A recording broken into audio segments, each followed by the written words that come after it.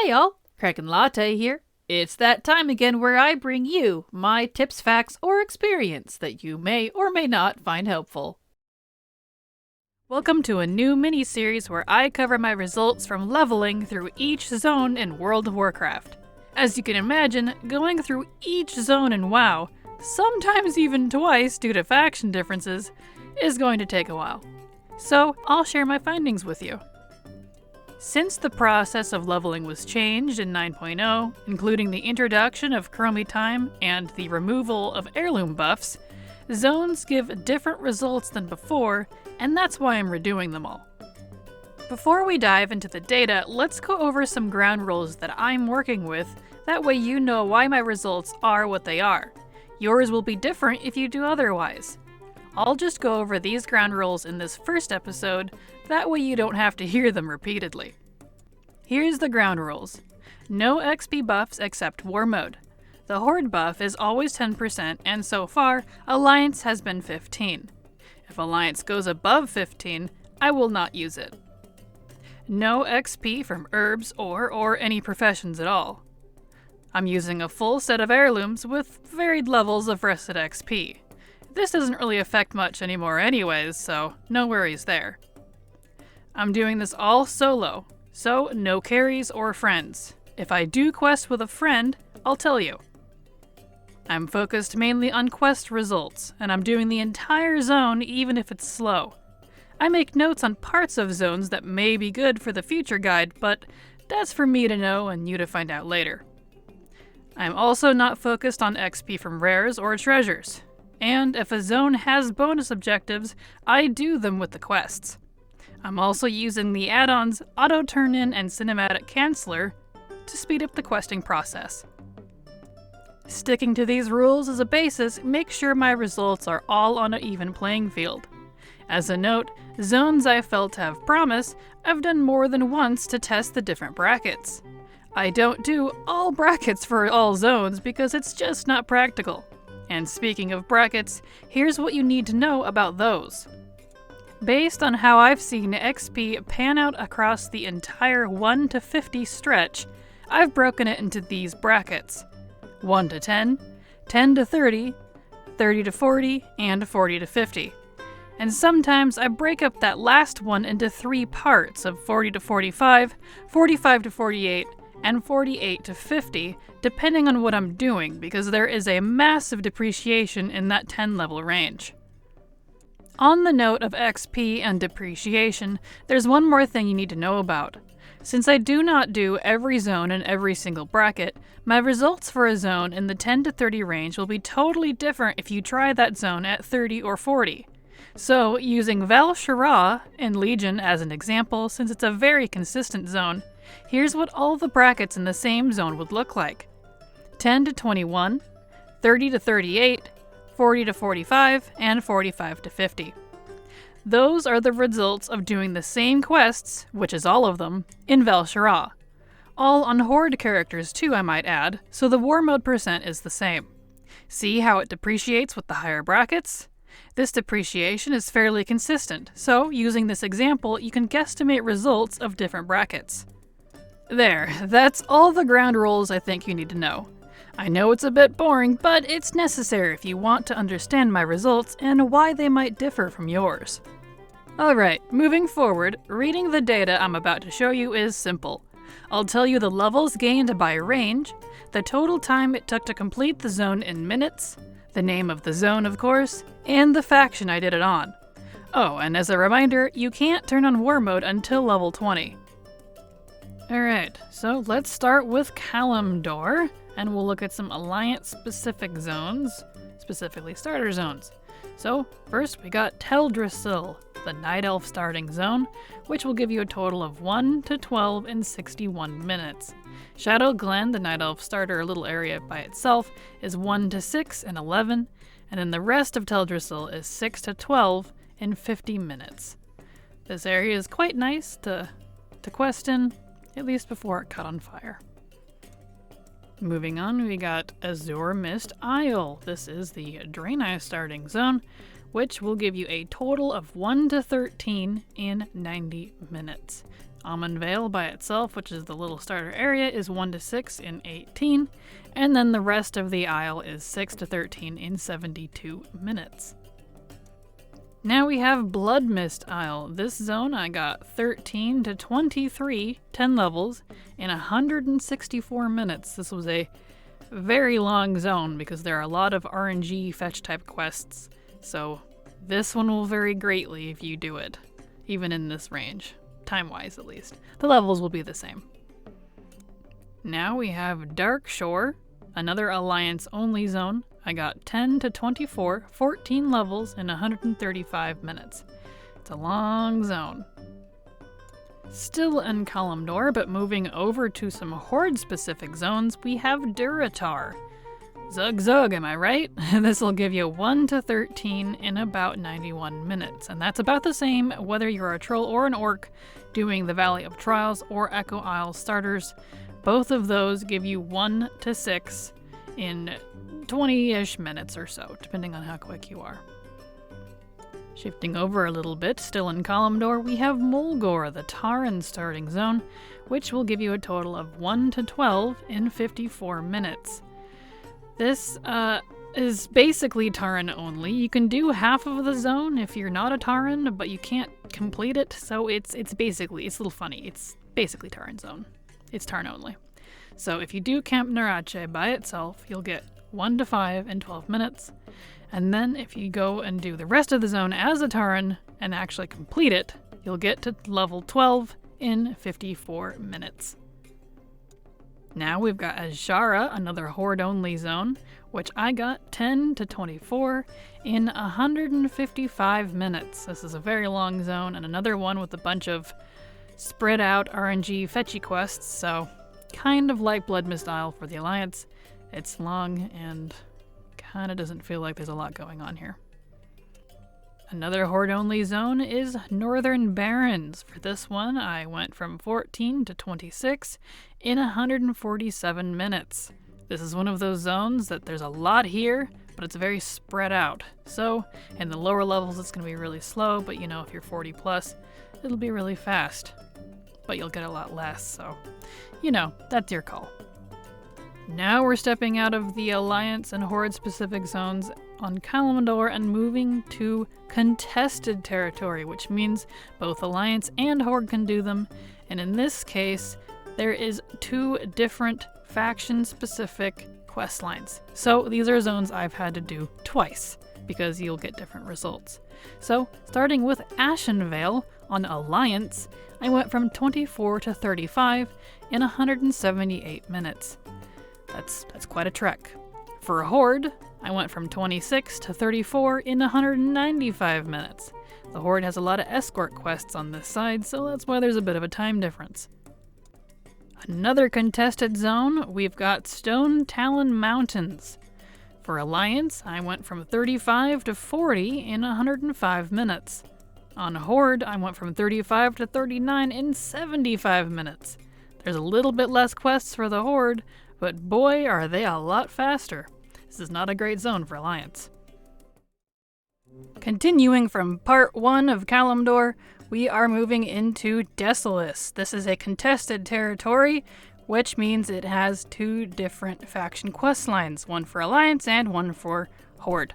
Albeit they are actually extremely similar in this zone, and I didn't realize that until after I had done it. So, as Alliance, I went from 40 to 44 in 141 minutes, and as Horde, I went from 40 to 44 in 148 minutes. Very similar results.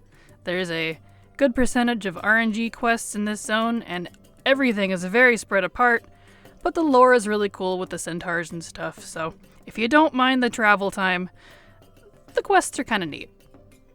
Moving right along, we have another contested zone with split quest lines for the factions. We have Southern Barrens. For Alliance, I went from 10 to 20 in 105 minutes, and for Horde, I went from 10 to 20 in 86 minutes.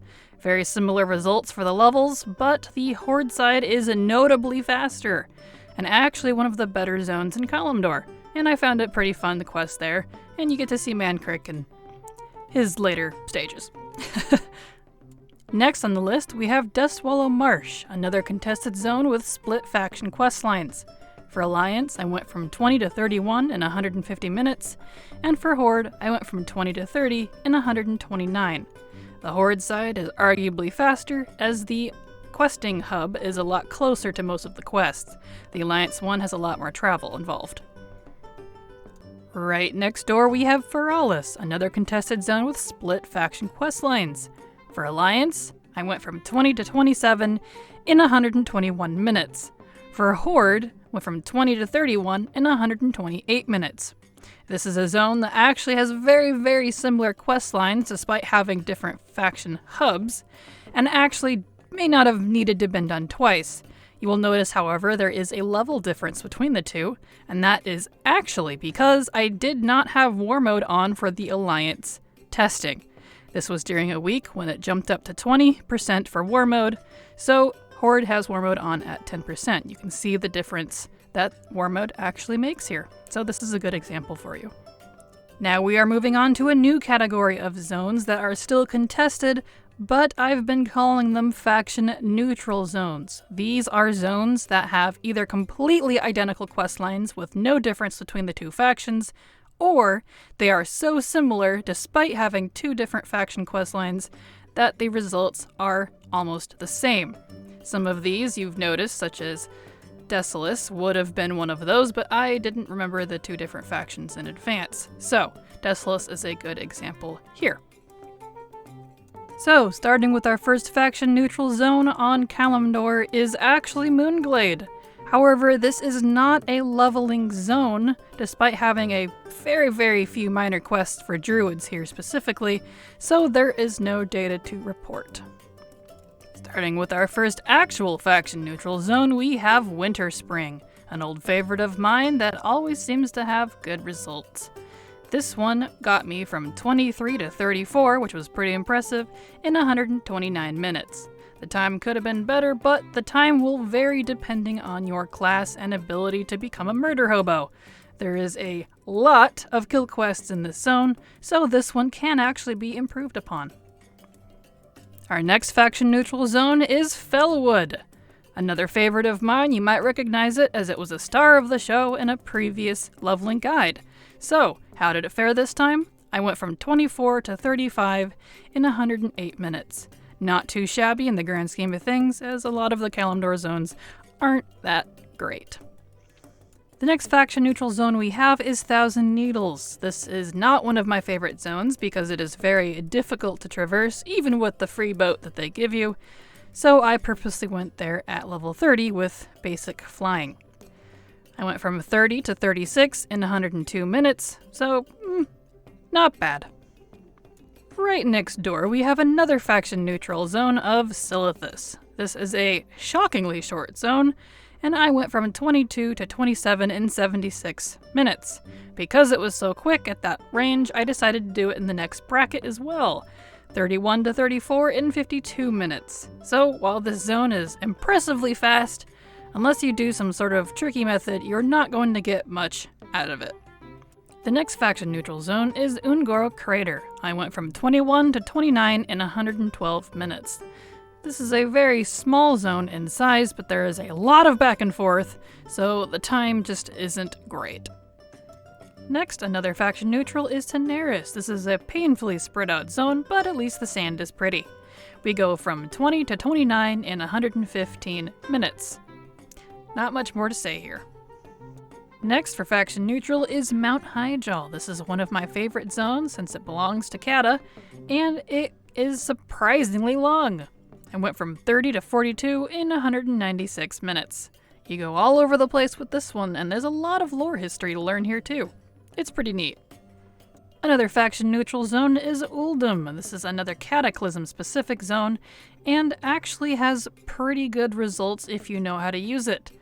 I went from 34 to 41 in 205 minutes, but the last hour and a half there was actually the Harrison Jones questline. If you skip that part entirely, you'll get from 30 to 38 in about an hour. So, this zone might be useful. And the last zone on Kalimdor is Anquarage, the Fallen Kingdom. This is not actually a questing zone, for leveling that is, so there is no data to report here. But wait, we're not done just yet. We have a couple more zones to get through. I tossed in Deepholm, another faction-neutral zone, onto this list, since it's all by itself out in the Maelstrom. I went from 30 to 40 in 180 minutes. This is actually the fastest zone of the Cataclysm-specific zones, and one of my favorite zones in the game. And for the very last zone I will add to this list, it's not on Kalimdor, but it is Horde-specific. The Lost Isles / Kazan, which is the Goblin starting zone. I went from 1 to 16 in 113 minutes. It's a very fun questline, but it's very long and only available for Goblins. I did do this one with a friend, so that may affect the data a teensy bit. And there we have it. That concludes Kalimdor and every zone in it. Alright, starting off with Eversong Woods. This is a Horde-only zone, coupled with Sunstrider Isle, which is the small starter zone for Blood Elves. The Sunstrider Isle portion will get you 1 to 6 in about 14 minutes. That is Blood Elf only, so you can move on to the rest of Eversong Woods, which is doable by anyone. That will get you from 6 to 15 in about 100 minutes, for a total of the two, 1 to 15 in 114 minutes. Similarly, we have Tirisfal Glades, which is coupled with Death Knell, Horde-only zones, and Death Knell is specifically for the undead. You can do a few of the quests in there as a non-undead, but I wouldn't recommend it since you won't get much. But as an undead, you will get from 1 to 6 in about 17 minutes in Death Knell. If you move on to the rest of Tirisfal, you'll get from 6 to 13 in about 75. Coupling those together, you'll get from 1 to 13 in a total of 92 minutes. Back over in the Elven area, we have Ghostlands. This is a spooky forested area that will get you from 10 to 21 in about 122 minutes. I wish you could fly here, but you can't, unfortunately. Maybe they'll add that someday.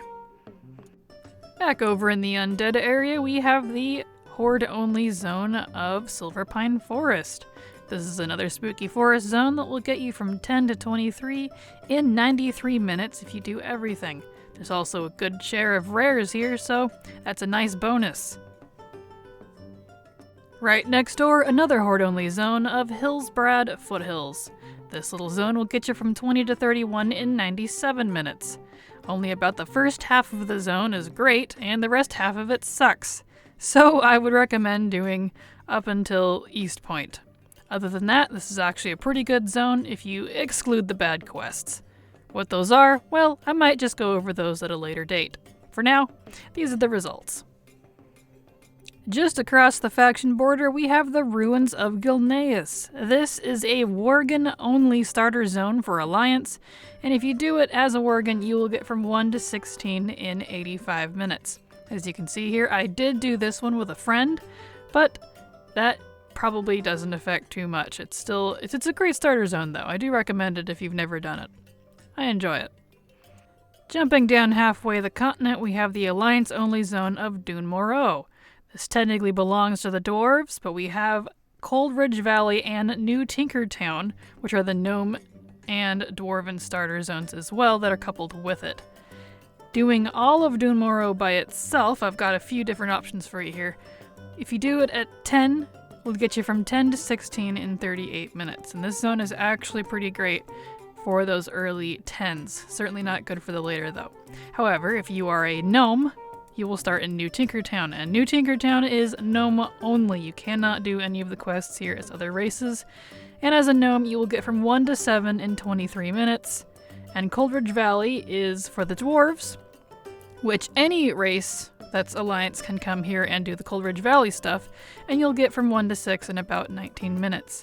If either of those races move on to Dún Morrow, afterwards you will get from 6 to 13 or 7 to 13 in about 48 minutes. Jumping down to the human area, we have Elwyn Forest. This is obviously Alliance only, and coupled with the human starter area of Northshire. Both of these are doable by anyone on the Alliance, and if you start in the Northshire area, you'll get from 1 to 6 in about 10 minutes.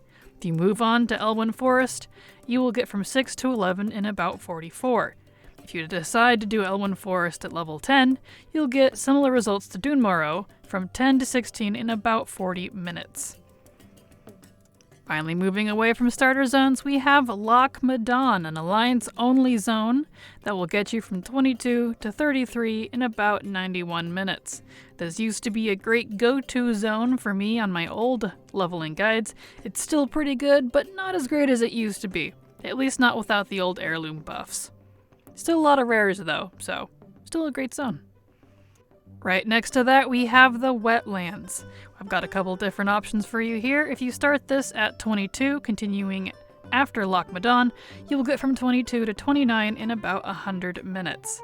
If you decide to come there when you can fly, you'll get from 33 to 39 in about 90. The zone does not yield nearly as much as it used to, and definitely was hit pretty hard with the new leveling squish. Moving back down around the human zones, we have Westfall. This tiny little zone is shorter than you'd expect, and you'll get from about 16 to 22 in 58 minutes. It's pretty short, actually, and it's not entirely my favorite zone in the world, but I recommend doing it at least once, regardless of your faction, just to see some interesting lore tidbits on the Defias. It's a good history in this zone. Right next door, we have Red Ridge Mountains, a little bit better results than Westfall, as you will get from 13 to 21 in about 72 minutes. I internally call this the Rambo Zone because of the later half of the quest line and, what you do there. If you haven't done it, I recommend doing it at least once because it's kind of funny.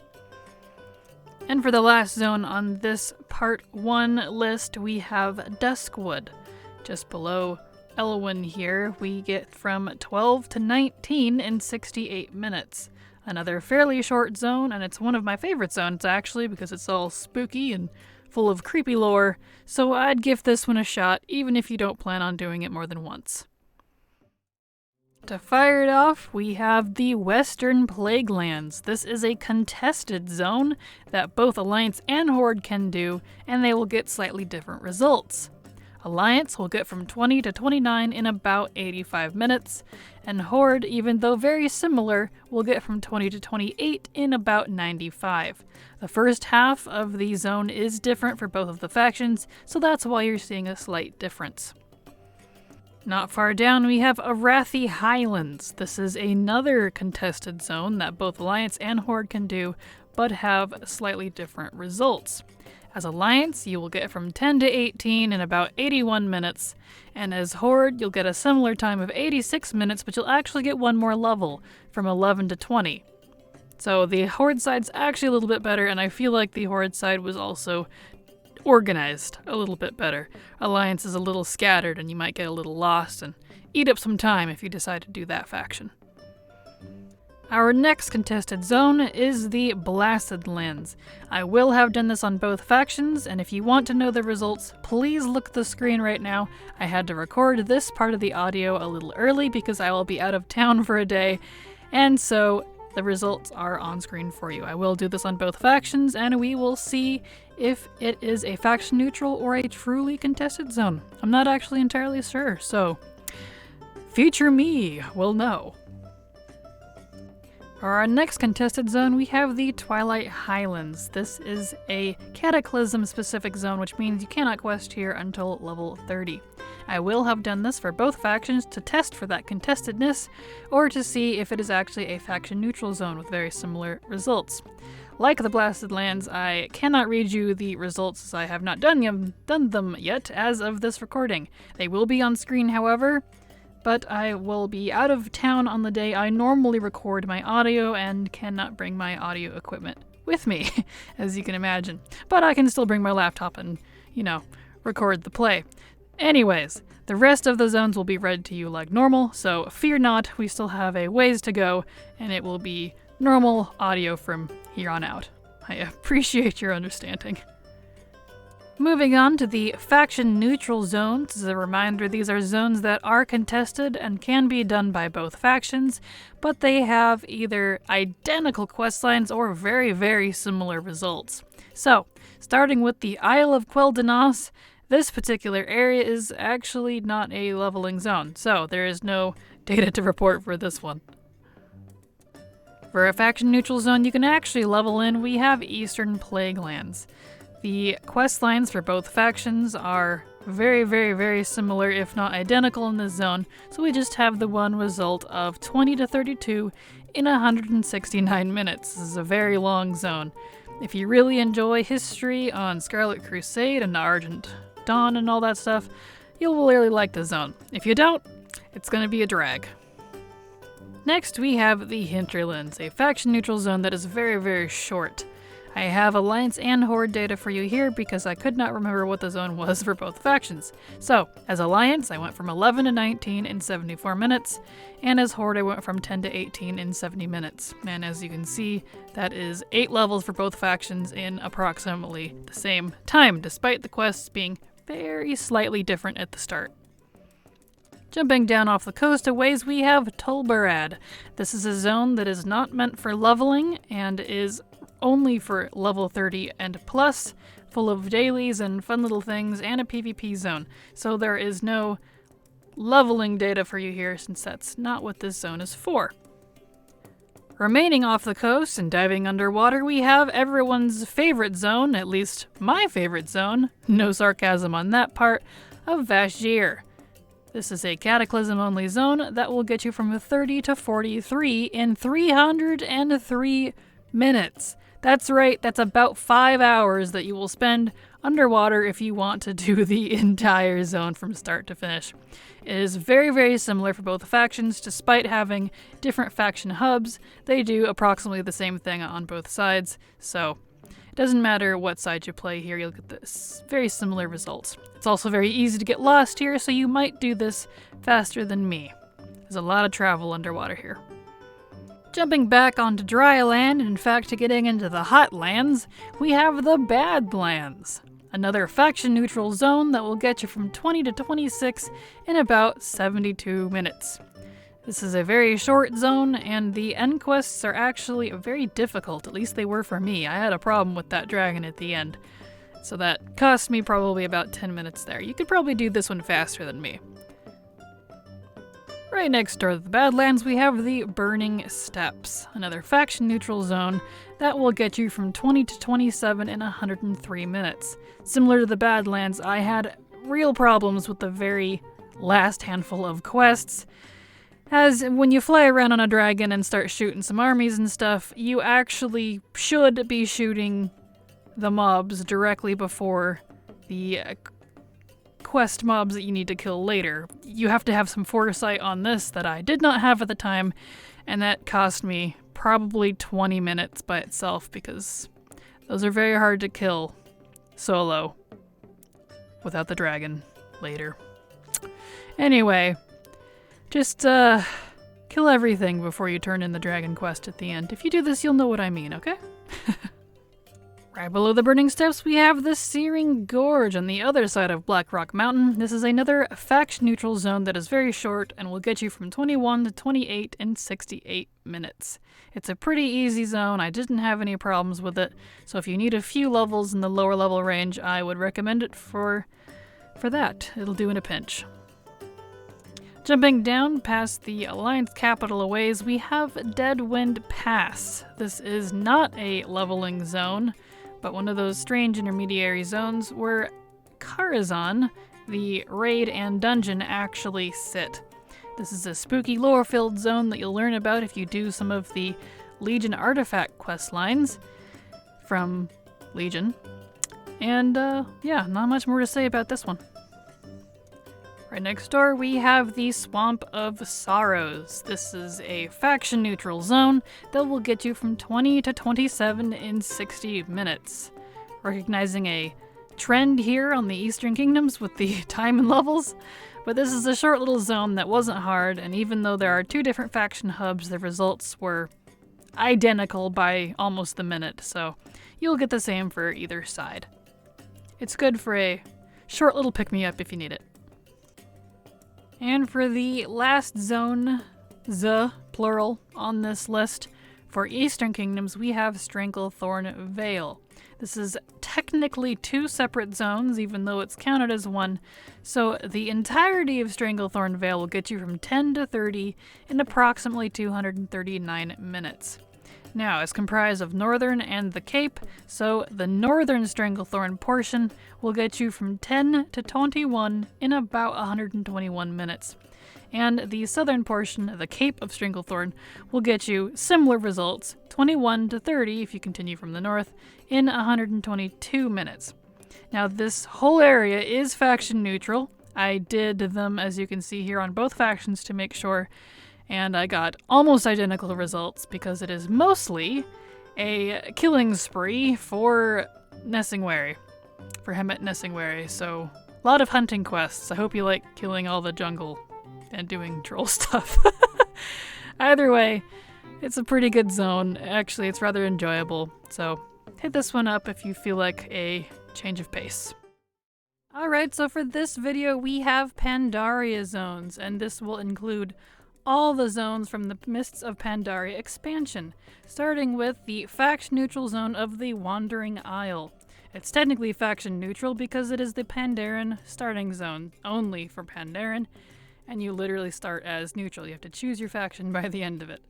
So I went from 1 to 15 in about 87 minutes. I did do this starter zone with a friend, so if you do it, it might take you a little longer or maybe a little faster depending on how you quest, but the levels will be the same.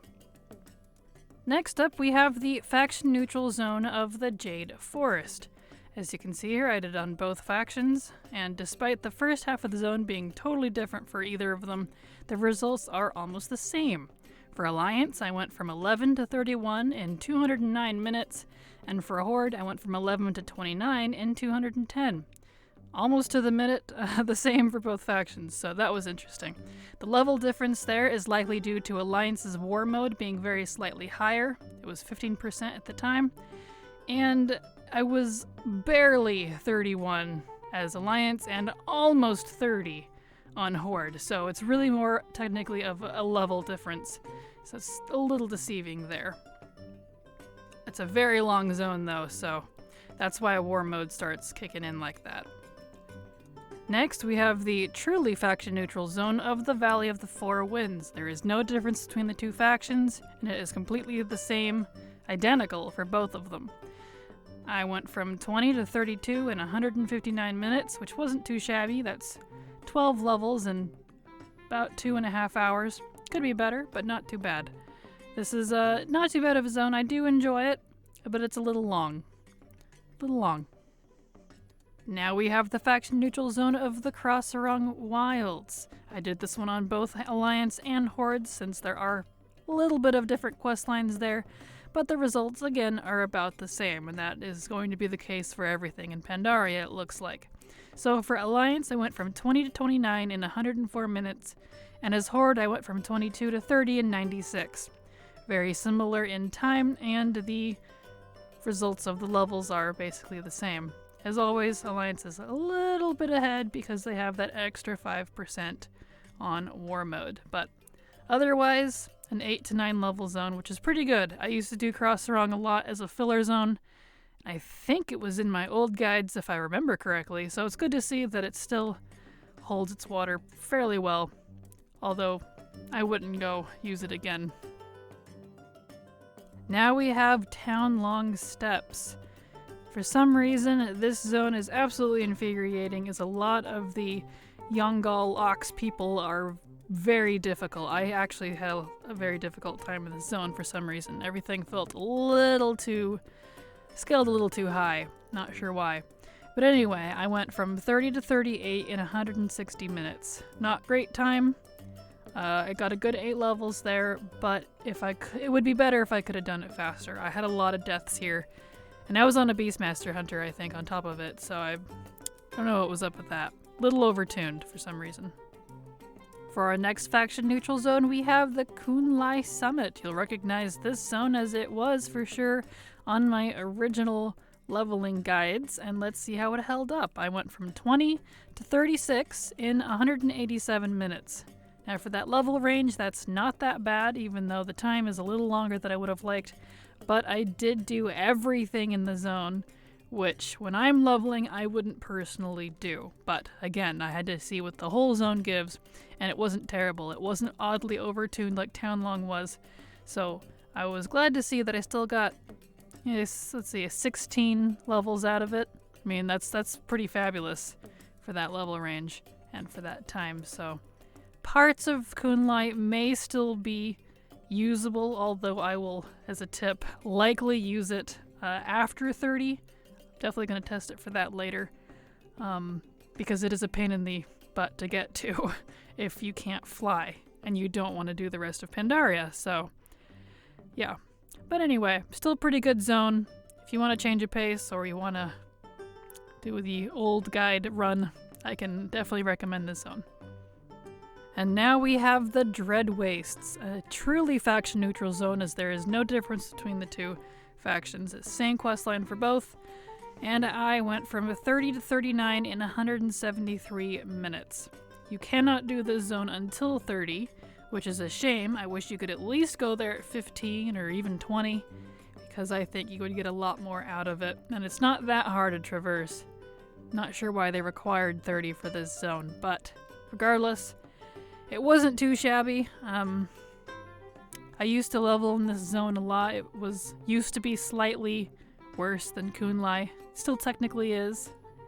But yeah. There are dailies in this zone, by the way, that do give decent XP, the Klaxi dailies.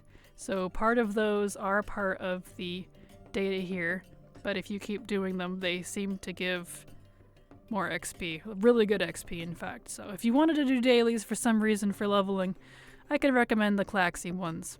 So there's that. So that is all of the leveling zones in Pandaria, but we actually have 4 more zones that I'm going to go ahead and point out real quick because they are part of the expansion, even though they're not really meant for leveling. So first we have the faction neutral zone of the Timeless Isle. Not a leveling zone, although you can come here at 30, and you could probably do the dailies here. Being able to get XP from dailies seems to be a thing, so it might work here. Then we have the faction neutral zone of the Isle of Giants. There aren't really any quests here that I'm aware of. This is mostly random farming for mounts and things, and there's a world boss here. You cannot come here until 35, and it is not a leveling zone, but it is still a zone, so it's here.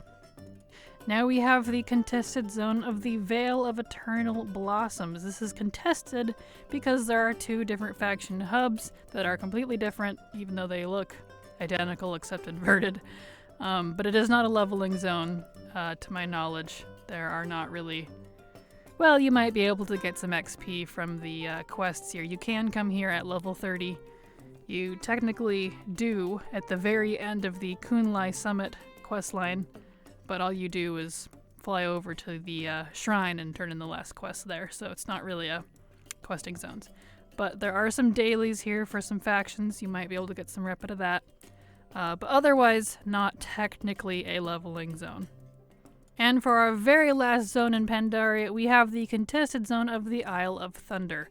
You cannot come here until level 32, and it is not technically a leveling zone, but it is contested because there are 2 completely different quest lines for the 2 factions that are here.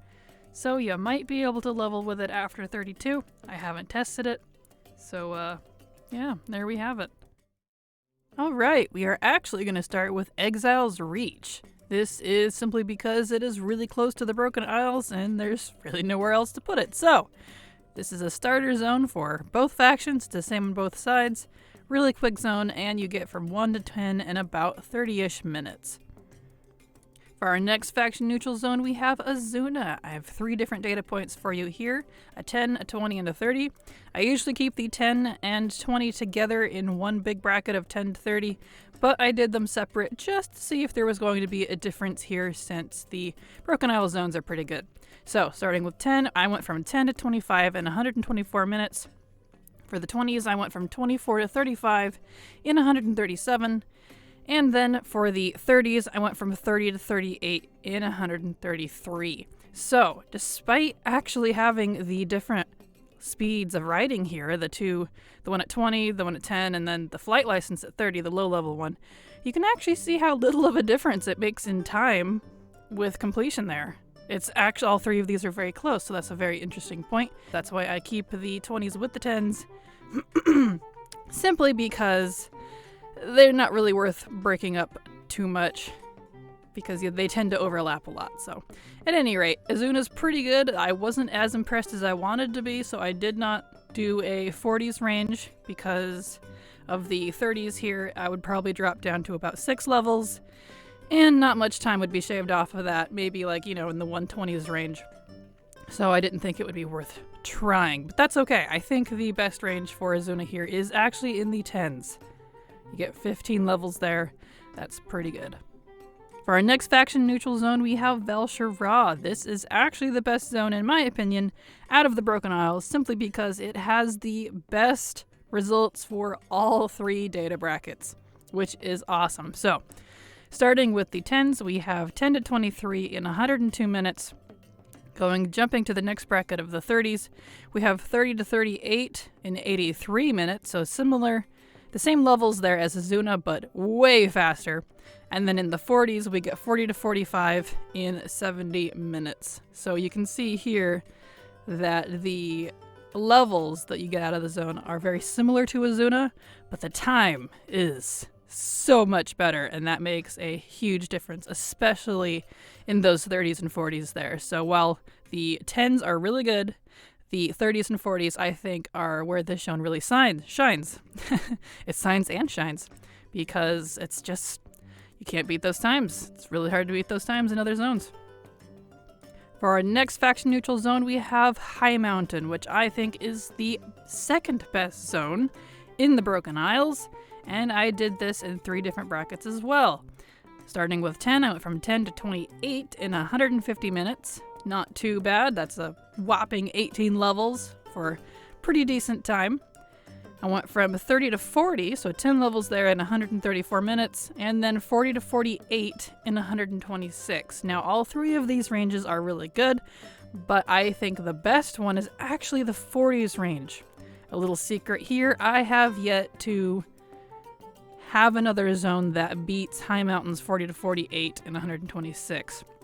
That is 15-ish minutes per level, which in that 40s range is really good, and I haven't found one to beat that yet. There might be one, but little spoiler for you there, High Mountain may be in the list in the future. But either way, High Mountain is fabulous for both factions if you know how to traverse it. There's definitely some tricks there which I can show later if you all want. So, for our next faction neutral zone, we have Stormheim. I only did this in the one bracket of 30 to 40. I did it for both factions because there is actually slightly different faction lines at the very beginning and at the very end, but they pan out to the exact same levels and almost to the minute. So there's no difference between the 2 factions in the data. So I went from 30 to 40 in 166 minutes, and I stopped there because this is the worst of the 4 zones in my opinion, simply because of the intro. If it did not have that intro, the faction intro, the scenario that you have to do takes about 15 minutes. Even if you're flying through it, I think my fastest was like 14 and a half. You cannot get out of that, and you get almost no XP in that time, so it's a real zone killer. But even then, this zone is not as great as the other 3, so I did not bother with the other brackets. So, there you go. I do not recommend Stormheim, even though I love the zone. It's beautiful, love the theme. Not great on the data. Our next faction neutral zone is Suramar. This, like some other endgame zones in the game, is not meant for leveling. There is a lot of quests here, however you cannot do them until level 45. You could probably use this to level. I don't know how much XP you would get out of it. In my experience, these type of zones do not actually give that much, which is a shame because I would love to level with places like these, but I'm sure you could make it work somehow if you wanted. But Suramar, beautiful, lots of quests, can't do it till 45, not a leveling zone. Next we have the little zone of the Eye of Ajara. No, I'm not talking about the instance, I'm talking about the actual zone, and since it shows up on the map as a zone, down there at the bottom, I'm bringing it out here. There are really no quests here. I'm not sure why this is actually physically here, but it is cool to go to. Besides the little secret world boss you can do every once in a while when he pops up. But this is not a leveling zone, but it is a zone, so here it is. And for our final faction neutral zone on the Broken Isles, we have Argus. This is technically an entirely different planet, but you reach it through the Broken Isles because it was part of the Legion expansion and one of the end zones, so it's considered part of the Broken Isles.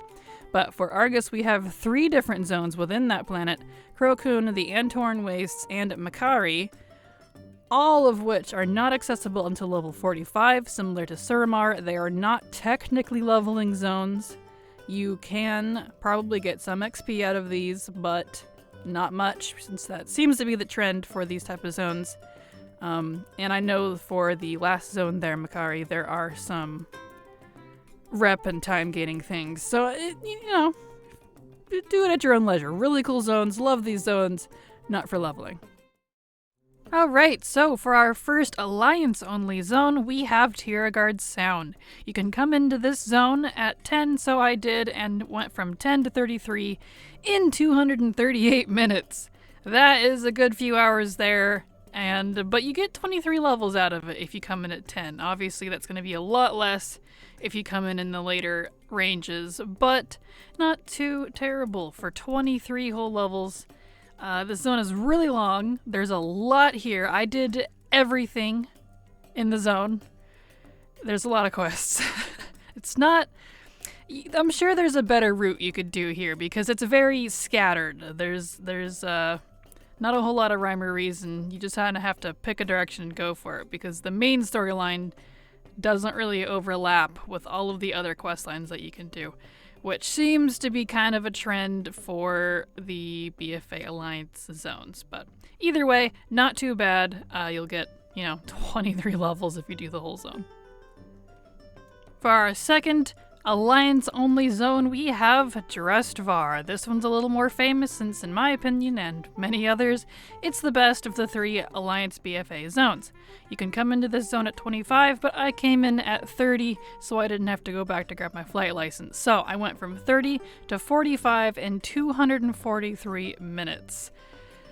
Also a really, really long zone. That's a good few hours there. I got 15 levels in the 30s range though, which is not bad. This is not the best zone for that range. However, it's really because the first half of Drestvar is really good. The first half is good, and then the last half is where that time really starts to dip. And what I mean by that is once you cross Aram's Stand, the big mountain range that divides the whole area, and head over to the west, those quests are a lot slower. So I went from 30 to 39 in about 100 minutes, so that's 12 minutes per level there for 9 levels. So if you do that, that's pretty good. That's possibly usable in the future for me. But those last 5-6 levels there were the extra 140 some odd minutes there, so that's just youch. Ouchie ouchies. Yeah, good first half zone, not great second half, so something to keep in mind. And for our third Alliance-only zone, we have Stormsong Valley. You can come into this zone only at 35+, which is a bummer.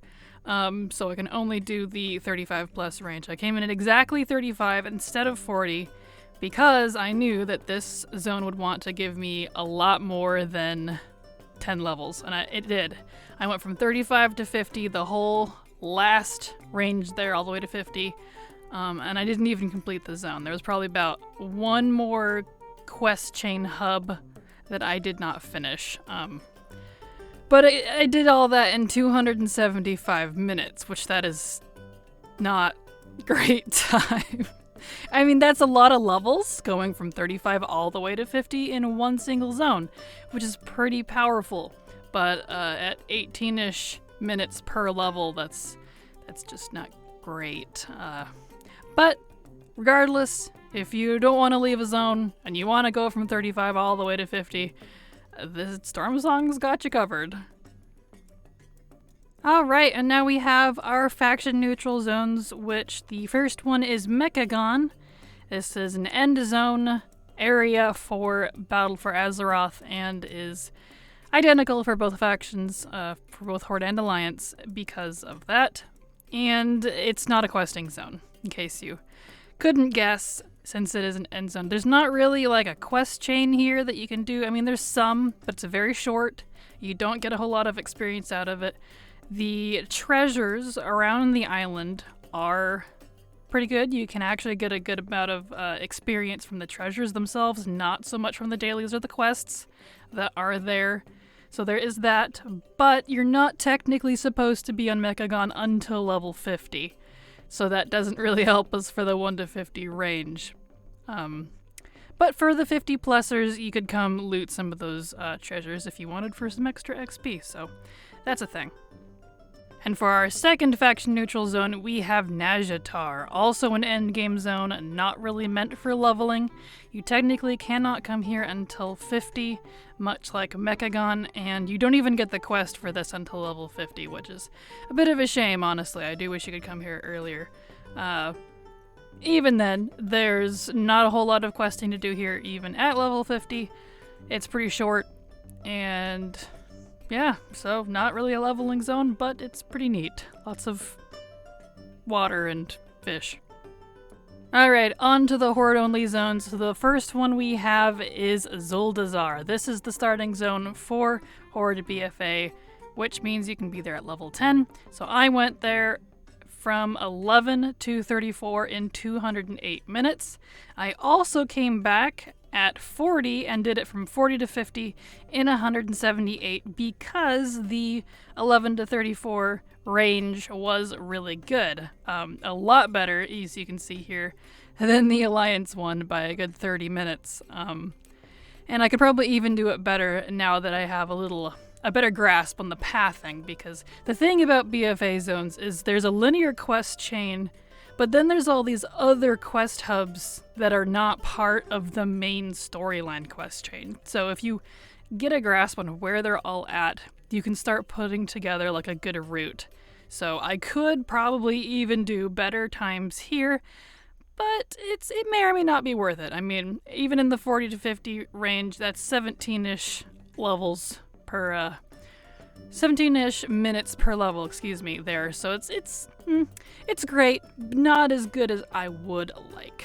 For our next Horde-only zone, we have Nazmir. Similar to Dressfar, you can't come here until 25, so I decided to come here in the 30s. I actually started at 32, and I went all the way to 45 in 205 minutes. Not terrible, not amazing, right in the mediocre range. Much like Zuldazar and the others, you could probably have better pathing than I did if you get, once you get more familiar with the zone. But, yeah, not terrible, not terrible. And for our final Horde-only zone and last zone in the BFA expansion, we have Vol'dun. Much like Stormsong, you can't come here until 35, which is a shame in my opinion. And I went from 35 to 48 in 207 minutes. I actually did not hit 50 when I came here at 35 for some reason. I don't know if I missed a quest chain. I am pretty positive I did everything, since I actually am really fond of this zone. So I know a lot of it pretty well. But unlike Stormsong, I seem to not get enough out of this zone to be able to hit 50. But that's fine. It's just something to be aware of if you decide to quest here. So, one of my favorite zones in the game aside from that. So, there's that. Alright, so last week we had Kul Tiras Zandalar Part 1.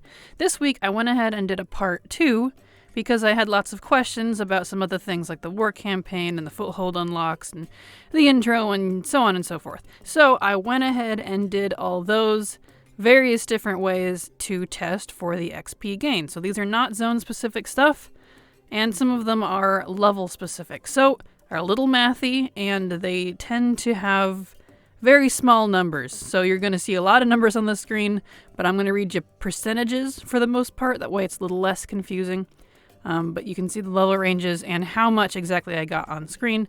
Of course, remember this is going to vary from person to person, but based on my level range and the ground rules I set in part 1 of this entire series, these are my results. So first we're going to start with the BFA intro. If you want to do anything in Kul Tiras or Zandalar, you do have to do this little intro, whether you skip it or you don't skip it. You have to do it if you want to do anything there, or you're just phased out. So I did this at all levels, all level ranges, 10, 20, 30, and 40. And the XP you get out of it is very small. So as you can see on screen, it looks really mathy. I went ahead and gave you the exact number ranges I got for each of them, but I'm just going to read to you the percentage, or the levels gained, and the time. That way it's a little less confusing. So, starting with the Alliance, the no skip in the level 10 range, I got 1.1 levels in 14 minutes. Now for the 10s range, that's not great. But let's move on. So for the 10 range in the skip option, I got 43% or 0.43 of a level in 9 minutes. So you can see the Alliance BFA intro is actually pretty short, and skipping it doesn't actually change a whole lot of time. But, you still get half of a level in 10's range, so that's not terrible. Moving on to the 20s, I got 92% of a level in 12 minutes. So you can see it speeds up, but I get a little bit less there. The no skip, that is the no skip option. And then the skip option, we got 33% of a level in 8 minutes. So this is where you can really start seeing that drop off. Moving on to the 30s, the no skip intro, 66% of a level in 13 minutes. And then the skip option, 25% of a level in 7 minutes. Going all the way up to the 40s, the no skip option is 43% of a level in 10 minutes. And the skip option is 17%, really drops off there in 6. So I know this is a lot of mathy stuff, but considering you do have to do the BFA intro one way or another, these are the results on the Alliance side. And it can add up because, if you come in there at level 10, you'll get a whole level out of it. So that's pretty good. That's pretty good. And if you're going there for just, say, the war campaign or something later, you're going to get XP out of this as well. So you can do this in the 50s range and get XP out of it as well. It's not much, I'll tell you that right now. But I'm not going to bother testing specific details on 50 plus stuff right now because I am working on not working on the 50 to 60 guide. I am working on the 1 to 50 guide. So that will be for the 50 plus guide later. So moving right into the Horde's BFA intro, there is a huge difference here. And I will tell you right now, the no skip option for Horde is absolutely not worth it from a level perspective. It's a fun intro to do a few times, but you don't get anything out of it. It's strange. So the no skip option, I tested it on the 20s first, so we'll go right to that. I got 63% of a level in 24 minutes. That's pretty long. It's quite a bit longer than the Alliance one. And then if you look at the 20s range for the skip, I got 58% of a level in 4 minutes. So you're telling me I got 5%, 0.5% of a level in 20 minutes? That's absolutely terrible, especially for the 20s range. So no point in doing the Horde BFA intro with the no skip option. In fact, the Horde, because of that, actually get the better deal. So don't look at this as a negative. If you look at the skip here, it's 4 minutes for all ranges for Horde. So for the 10s range, it's 73% of a level in 4 minutes.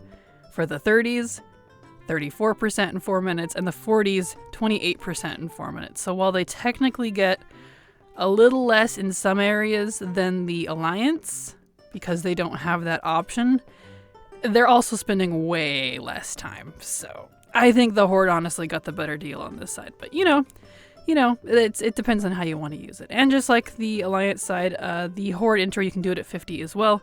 You do get some XP, but I'm going to cover that in the 50 plus guide eventually when I'm done with this one. So, I know that was a little complicated. Let's move on to some, well, even more complicated stuff. So, let's move on to the War Campaign Foothold unlocks, or as I like to call them, Warzone unlocks, so I, remember what they are. These are the ones where, as the opposite faction, you go to the other faction's zones and unlock your little foothold outpost there. Like, Alliance goes to Zuldazar and does those quests there. That way you can take the boat over there. That's what this is. Now, I will point out right now that you can do any of the 3 little zones here at 35. However, you can't do the third one until 40. So you can do the first 2 at 35. Any 3. Doesn't matter which one. But the third one you can't do until 40. And the problem with that is if you do the first 2 at 35, you will not get enough XP from those alone to do the third one. And so you'll have to go do something else.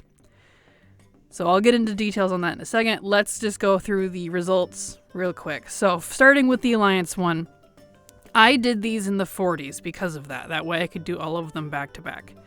The 35 plus I tested on the Horde. But starting with Alliance, I did Zuldazar Warzone from 42 to 43 in 16 minutes, which is 1.04 levels. Now I have the specific percentages, I guess you could say, up there. Like this is 42.33 to 43.37. That's going to vary, of course. I did have war mode on, as I've specified before. But, just a little warning if you didn't catch on, because these gains are so small, this is a very mathy section. I'll try to keep it short. So for the Nazmir portion, I got 96% of a level in the 40s range in 18 minutes. And for Vol'dun, remember this is Alliance, for Vol'dun, I got 89% of a level in 15 minutes. So if you do all 3 of those back to back, and just those 3, you will get 2.89 levels. So almost 3 levels in 49 minutes. Not great, but not terrible. Now, if you remember, the 40s range from the BFA intro, which you have to do, if you tack that onto it, and you do the optional no skip option, which gives you more, that's 0.43 of a level in 10 minutes as a reminder. Adding those together, you will get 3.32 levels in 59 minutes. That's not great, honestly, but if you wanted to unlock it, and you wanted to get XP out of it, the 40s range is the range to do it in. And so yeah, there's that. Slipping right into the Horde version of this, they follow the same rules. Can't do all 3 until 40, but you can do 2 at 35. So I tested the first 2 at 35. Tear Guard Sound in the 35 plus range, I got 90% of a level in 10 minutes. And then Drustvar I did right after it. In the 30s range, 35 plus, I went 84% in 12 minutes. Now, see, just those 2 right there, even at 36 is what I technically started at, I only hit 38. So I still could not do Stormsong Valley because I was not 40. So let's back up to the first zone again and look at these in the 40s, which I did test. So in the 40s range, I got 73% of a level in 8 minutes for Tear Guard. For Drustvar, 69% of a level, nice, in 11 minutes. And then, finally, Stormsong, I got 58% of a level in 7 minutes. Remember, that's all in the 40s. So, for some quick math, like the Alliance, very similar. The Horde, if you do all 3 in the 40s range, you will get 2 levels, exactly, in 26 minutes. Now, that doesn't sound that great, but actually look at the time difference between the Horde and Alliance. The Horde, it takes 49 minutes. The Alliance, it takes 49 minutes, and then the Horde, it takes 26. So, because of that, in the 40s range, the Horde war zones are actually fabulous, because if you do all 3 at 40, it takes you 26 or less minutes to do it. 2 levels, which doesn't sound like a lot, That's 13 minutes per level, which for the 40s range is really good. And we'll go into details like on that sort of stuff later at the very end of this series, and you'll see why. But I'm just telling you right now that the Horde definitely went out on the war zones here.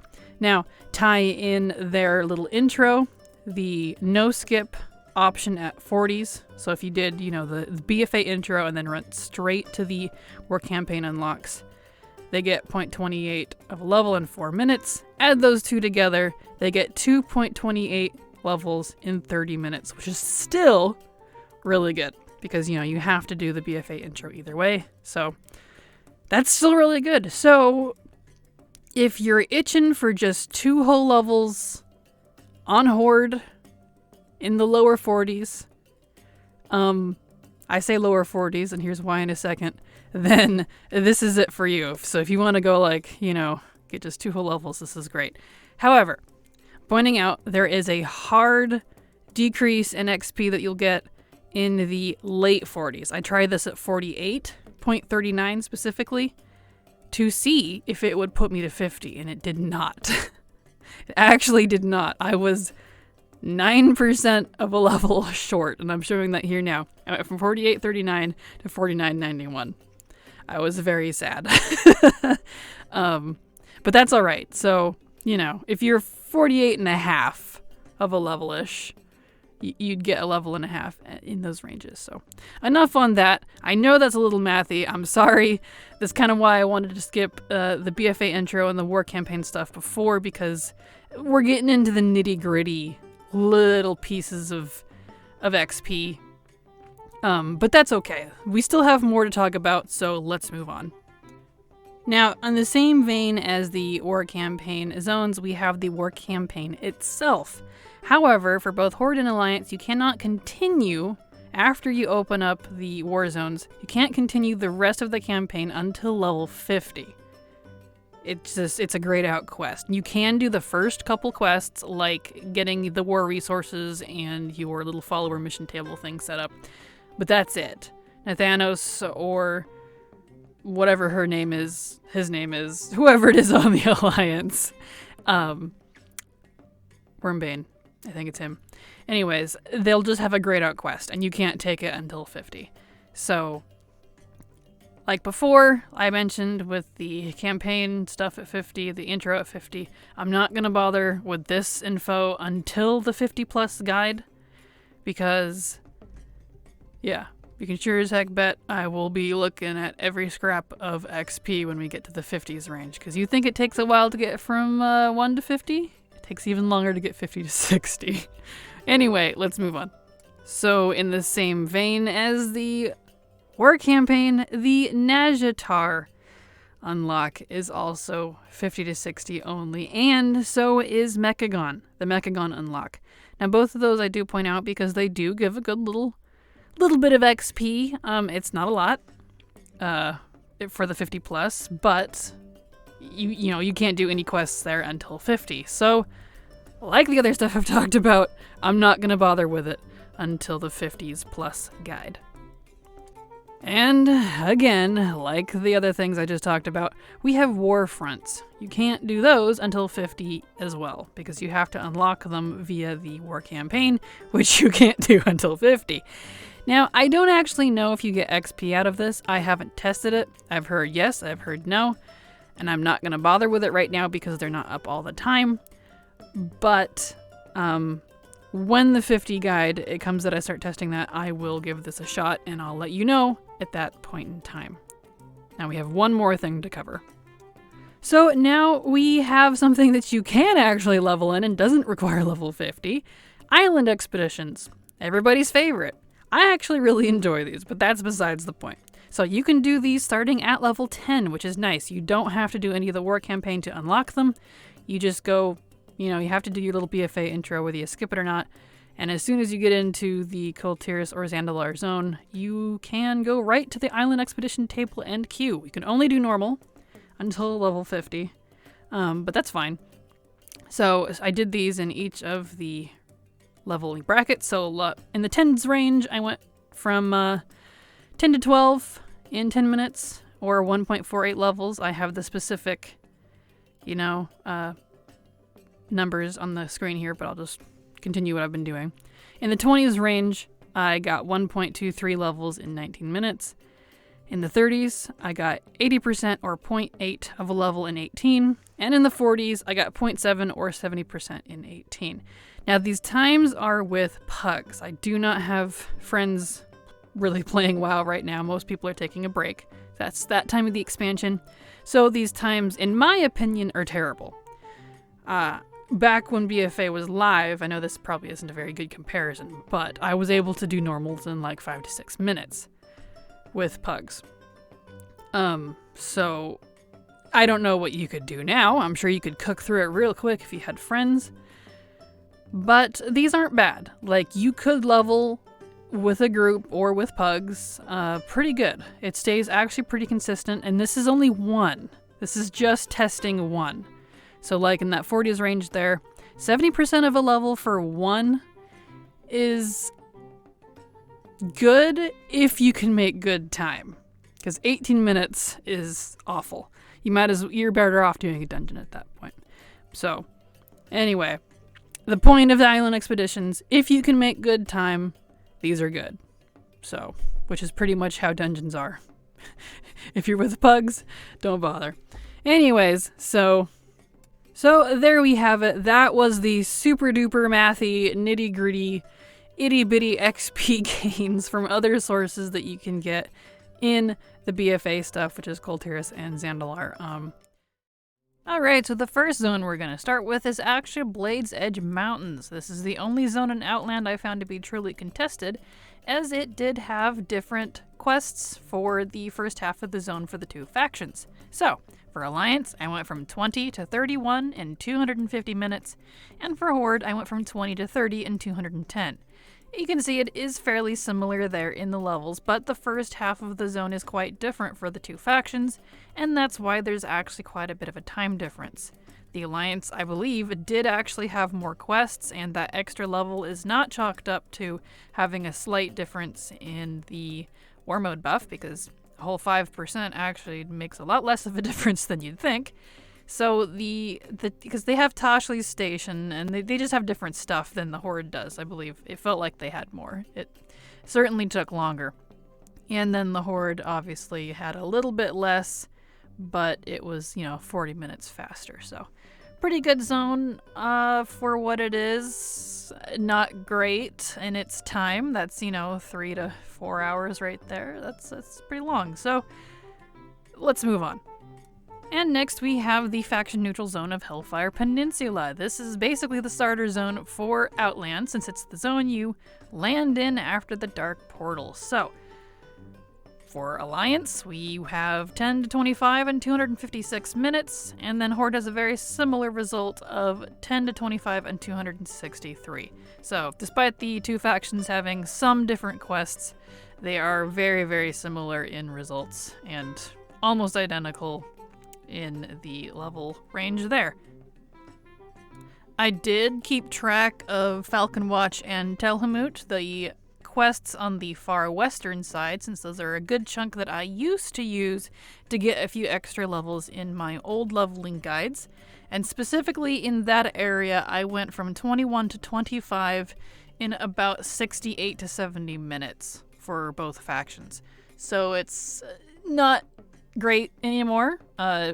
Even at higher levels, those 4 little measly levels would jump down to nearly nothing after you hit past 30, so not great anymore. Still the best part of the zone, ironically. So if you're going to do any part of Hellfire Peninsula, just do the Falcon Watch or Telhamut areas if you want, speed. Next up, we have the faction-neutral zone of Zangarmarsh. This is another zone that I used to use as a good intermittent leveling zone in my old guides. Let's see how it fared now. I went there at the earliest possible, which is now level 10. There isn't a jump between Hellfire and Zangarmarsh anymore. It is level 10 zone. So, as Alliance, I went from 10 to 20 and 172, and as Horde, I went from 10 to 20 and 152. So very similar results, but the Horde and Alliance do have slightly different quests. So there's a very slight time difference there, but the results are basically the same. Is this zone still good? I personally don't think so. I didn't bother going into the 30-40 ranges because I barely got 10 levels, even in the 10s range, which that's the range that you're gonna get the most XP out of. And those times, even if I dropped it down to 100 minutes, the levels would likely drop to like 6 and 4, and it would just not be great. So no more Zangarmarsh. I mean, I still love the zone. It's gorgeous. I love mushroom landscapes, but besides the aesthetics and maybe, pounding out some quick, not so quick few levels, it's not what it used to be. So that's okay. Next, we have the faction neutral zone of Nagrand. For Alliance, I went from 20 to 31 and 215, and for Horde, I went from 20 to 32 and 210. Now, the quests are extremely similar here, but the Horde does get a little bit more on their side, and so they actually came out on top with one more level over the Alliance, and that is despite the Alliance having 5% higher of a war mode buff. So, I still left this as faction neutral because it's almost identical in time, down to almost the minute, which was pretty funny. But the Horde does win out on the Nagrand zone here, which kind of makes sense considering orcs and all, I suppose. So, there's that.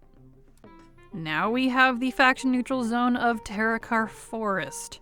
For Alliance, I went from 20 to 30 and 232, and for Horde, I went from 20 to 30 and 246. The quests are virtually identical, down to almost every single one of them, and it just comes down to your luck with RNG, because this zone, I really personally don't like it because it's a huge mess of crazy mob grinds and fetch quests, like 30 Alemba seeds, collect all these feathers, collect all the eyes, but I mean stuff with lots of RNG attached to it.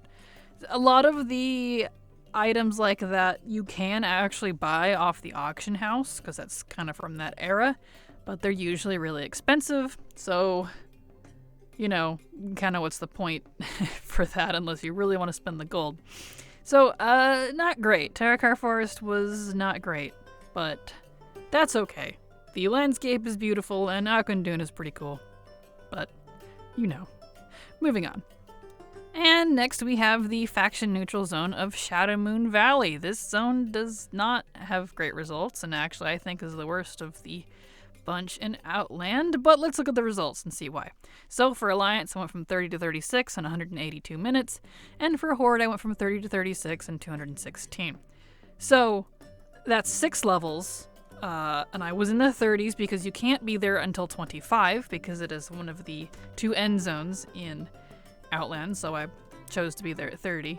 And you don't get a lot out of it. There is not as many quests as you would think there should be in Shadowmoon Valley, and a lot of them are kind of difficult. Lots of elites roaming around, and there are a good handful of quests that require a group.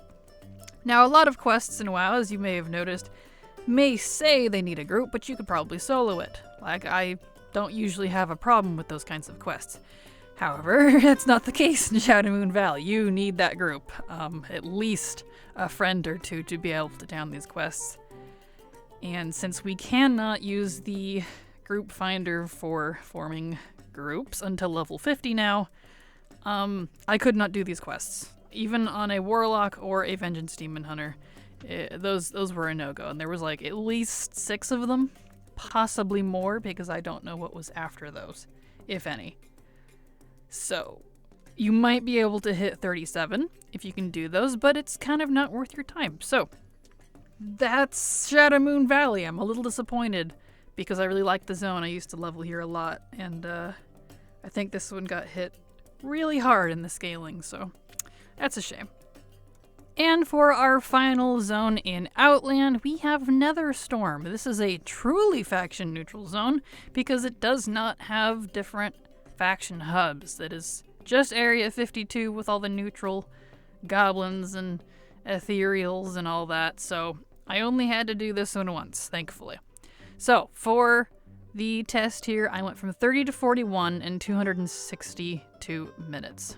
So you can see a far cry better than Shadow Moon Valley if you had to pick between the two end zones. Definitely do Netherstorm.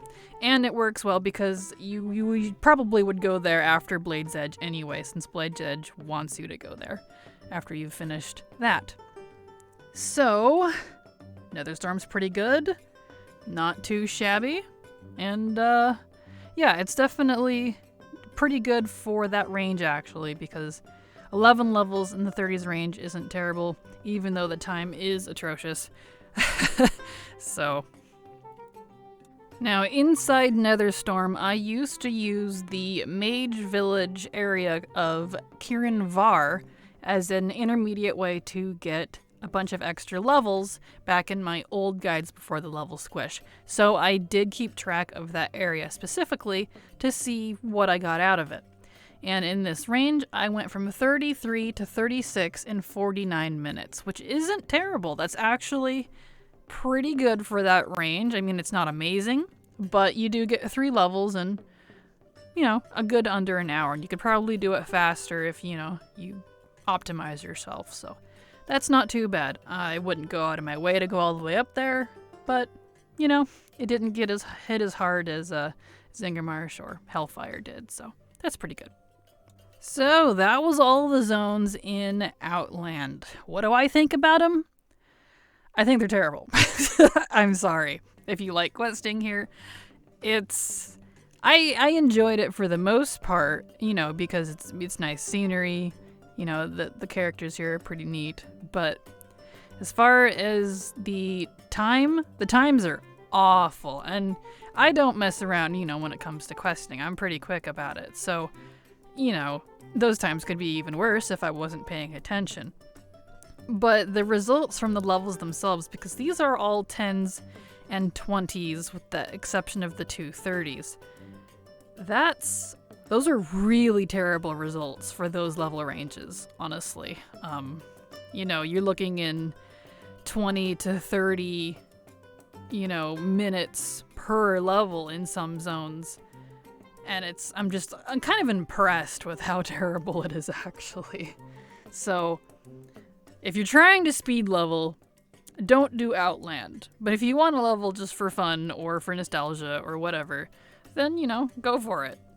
But I unfortunately did not find anything great out of Outland, which may or may not be a plus to some of you. I know you probably didn't entirely care for my random Falcon Watch or Kirin Var or Zangarmarsh from my old guides.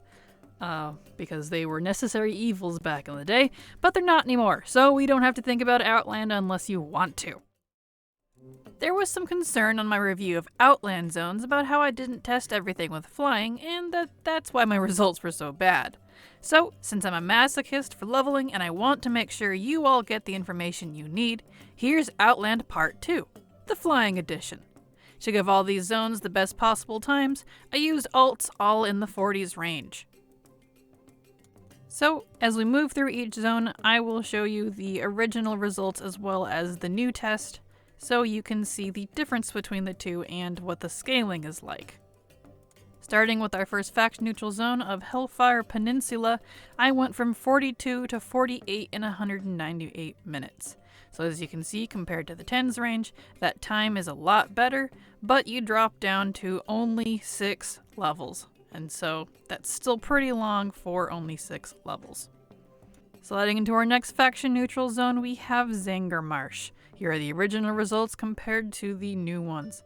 I went from 41 to 45 in 83 minutes. Well, you can see there is a huge improvement on time there. There is a huge decline on the XP gained as well. That's only 4 measly little levels in 83 minutes. Hopping over the mountains to the south, we have the next faction-neutral zone of Nagrand. Here are the old results, and here's the new one. I went from 42 to 48 in 167 minutes. Similarly, we have only 6 levels here in the 40s range, and the time is a little bit better. The zone itself is still quite large, and whether you're flying or whether you're riding. There's not a lot of obstruction since it's fairly flat, with the exception of the mountains in the northwest, but otherwise the travel time is pretty much what it is. To the east of Shattrath City, we have Terakar Forest, a faction-neutral zone. Here are the old results, and here's the new one. I went from 41 to 49 in 222 minutes. Now, there is a distinction to be made on this one, and that is because I was high enough level to do the Skedis and Skyguard dailies and quest lines that became available to me. Now, you're supposed to be able to do these at level 15 according to my add-ons, but they were definitely not there on my level 20s, so I am assuming it is a flying thing, because flying was introduced in Outland, and these are end-zoned dailies and quests, and they definitely needed the flying part, since I had to go on top of buildings and things. So, I'm assuming that's why that is there. But at any rate, the Skedis and Skyguard portion resulted in one level in about an hour. So 48 to 49 of these results and 53-ish minutes are the Skedis and Skyguard additional XP. So not too bad. So for a direct comparison to the original data, I went from 41 to 48 in 169 minutes, excluding the additional end zone type of stuff. So you can see that there was about an hour's worth of, maybe more of time improvement there, but you still only get about 7-ish levels in Terakar, so for that time that's not entirely great. And next we have the contested zone of Blade's Edge Mountains. I only did this once on the new test, and I did it on Horde, so here are my results for that compared to the old. I went from 41 to 47 in 177 minutes, so you can see there was a time improvement, but it was only about half an hour-ish, so not too much of a difference there. Travel time has a lot less impact than you would think in questing. It's really the quest structure, the design, the pathing, that's what brings times to what they are in what I've noticed, as you can see here. So you can see the time is certainly better there, but you still only get 6 levels, which seems to be the trend for the 40s range, is an average of 6 levels in Blade's Edge Mountains. And if you had watched part 1 of this, you will know that Shadowmoon Valley and Netherstorm were already done with flying, since you cannot quest in either of those zones until level 25, and I did them at 30 when I tested them previously. So I did not feel the need to redo these, because I can make a prediction here that Shadowmoon Valley would likely drop down to about 4-ish levels, maybe less, since you only got 6 in the 30s. And Netherstorm, you would likely drop down to about 6 or 7, similar to Terakar, since that seems to be similar data there. So, and there we have it. That is the new data for the flying perspective of Outland. And so what do I think compared to the old? I still think it's not great, personally. If you look at these times and you average that out, that's still the 20 to 30 minutes per level, just like it was in the lower ranges. That, you know, it's very similar. And that's a shame, honestly, because a lot of these zones are quite beautiful. I mean, you know, I don't hate questing here necessarily.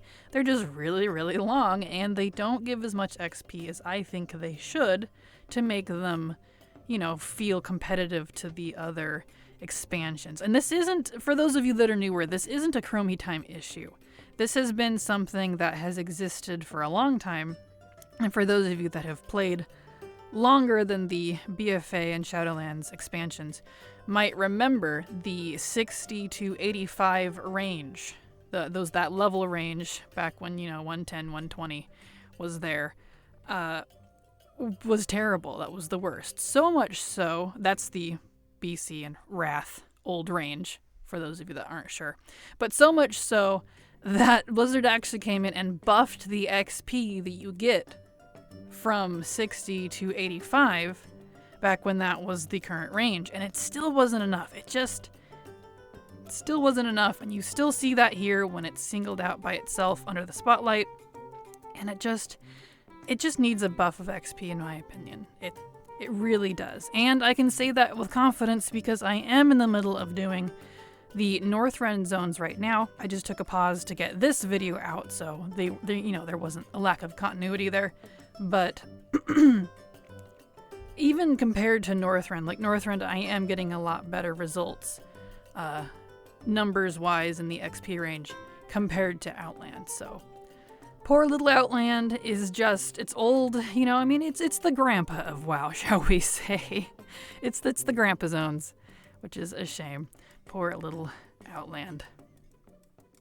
And I think that's enough rambling on that, so hopefully that satisfies those of you who had concerns about my results due to the lack of being able to fly, because travel time does make a factor, but it actually makes a lot less of an impact on time than you would think if you really look at the time comparisons to some of these here.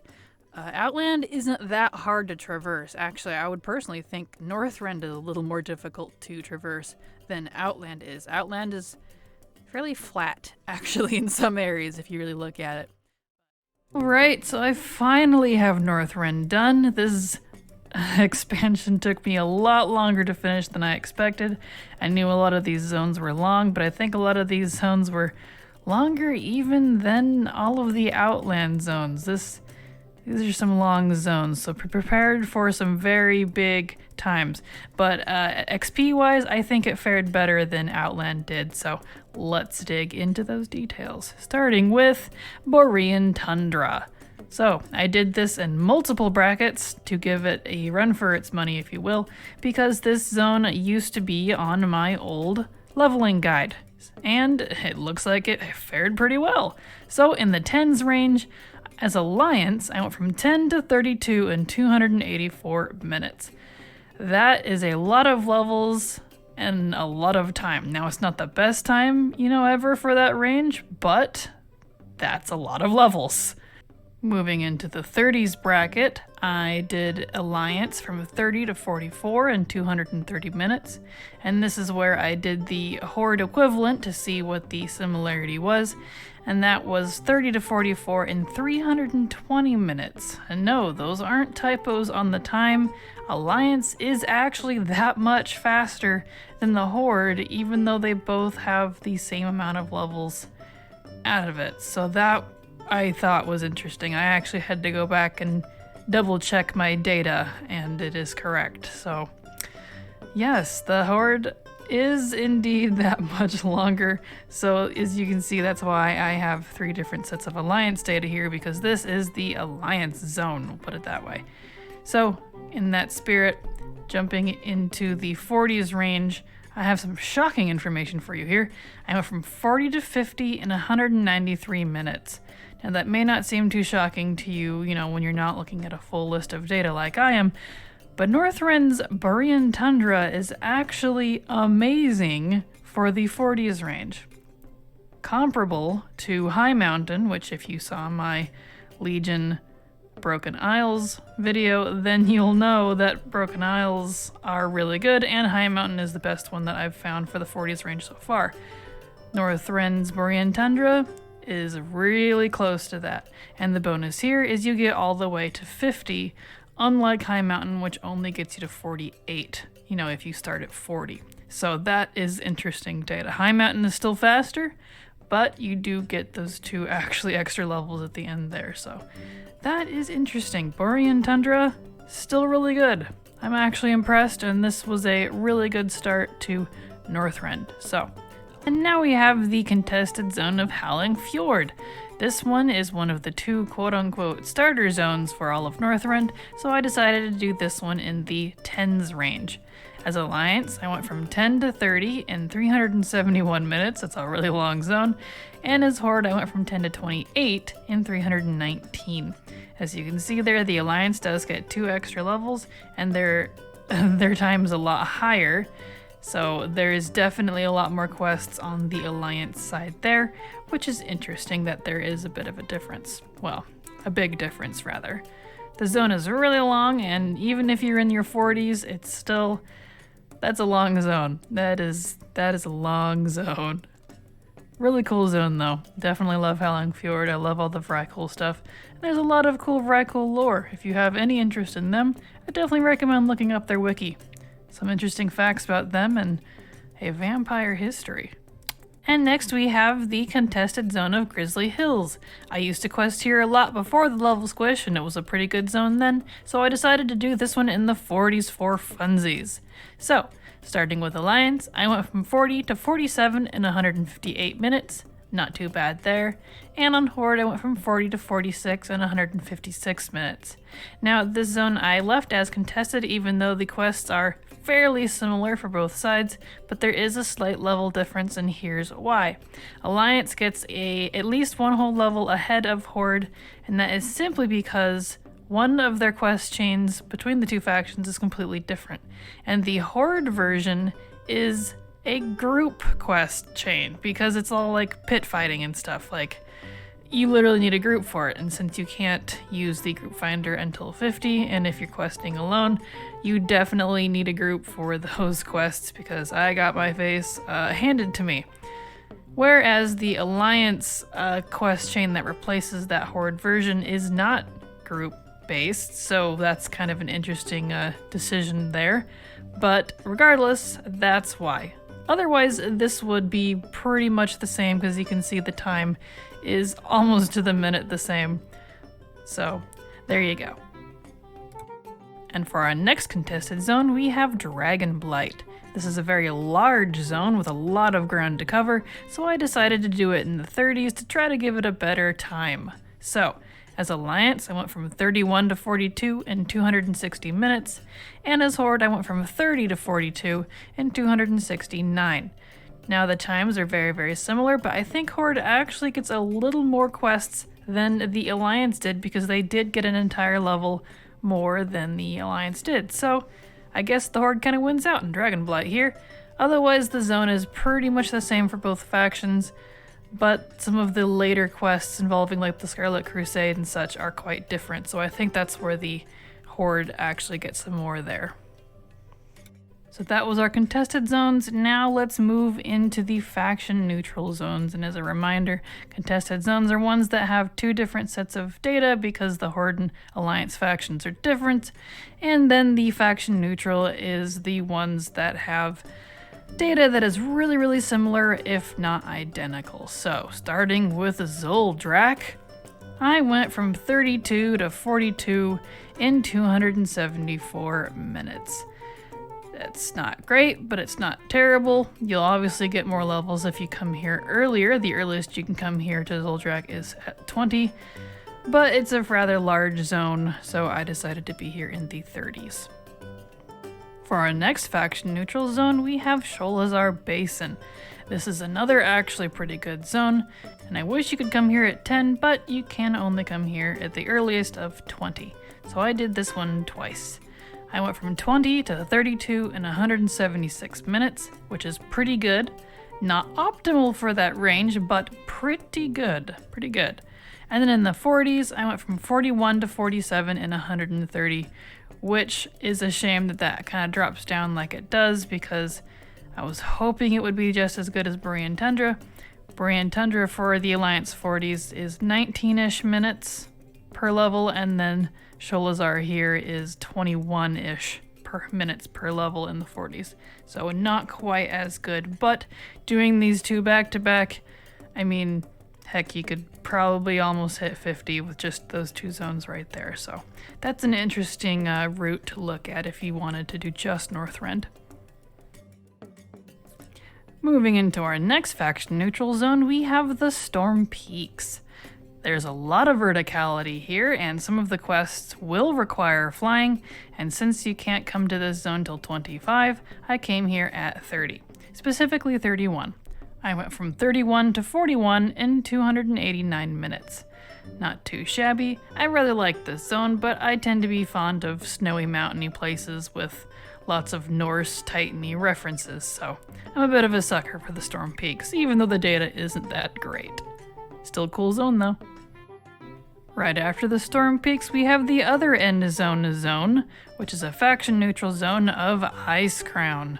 home to the famous Ice Crown Citadel where everyone's favorite Ice Daddy lives, depending on which one we're talking about. Anyways, this is also an end zone, so I came here in the 30s and I went from 31 to 44 in 388 minutes. I think this might actually be the longest zone in the game. Yeah, I haven't actually found a zone that's longer. It's even longer than Vashj'ir. And get this, I didn't even finish the zone. There is a quest chain and 8+ group quests that I could not do because the elites were just too powerful for me and definitely required a group. So I got probably about 95% of the zone done. So I probably could have hit 45, but that's a long zone. Whew. For our next faction neutral zone, we have kind of a weird one. We have Crystal Song Forest. Now, there isn't actually really quests for this zone. I read that there used to be, and that they were removed. I'm not sure the full history on that. I didn't research too hard. But there are technically 2 whole quests that you can do there, and you reach them by doing the Argent Vanguard quest chain that's actually in Icecrown. So part of this data that you're seeing here is Icecrown because I included that chain. But I went from 31 to 32.5 in 30 minutes. That's the Argent Vanguard quest line, which will send you to Crystal Song Forest to do 2 whole quests. Woo. You collect some wood and kill some nymphs or something.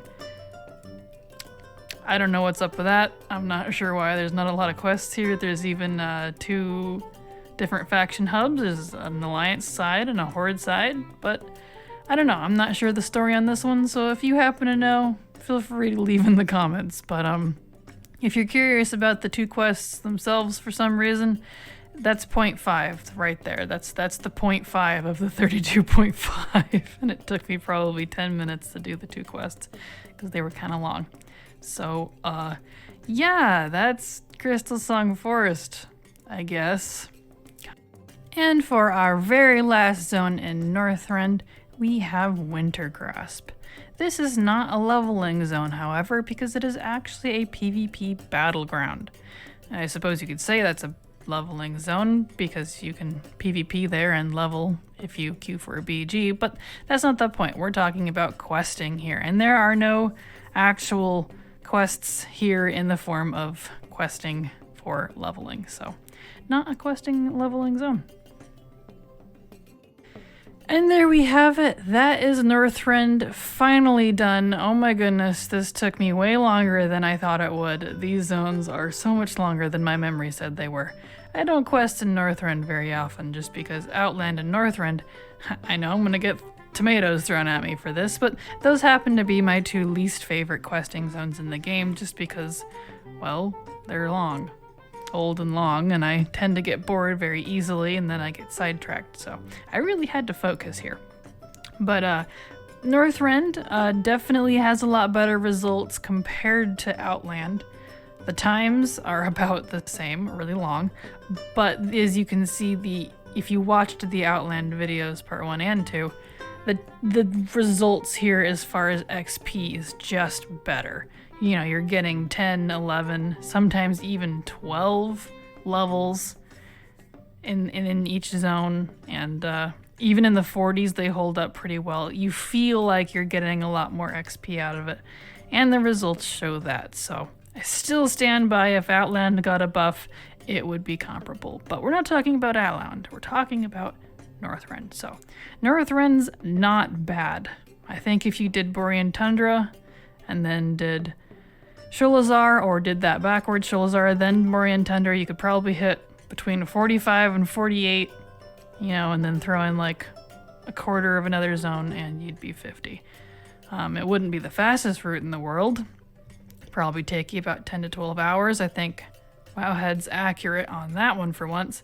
So yeah, pretty good zones. Borean Tundra might sneak that in on Alliance somewhere. Maybe, we'll see. We'll see. For this final episode, we have the Warlords of Draenor expansion.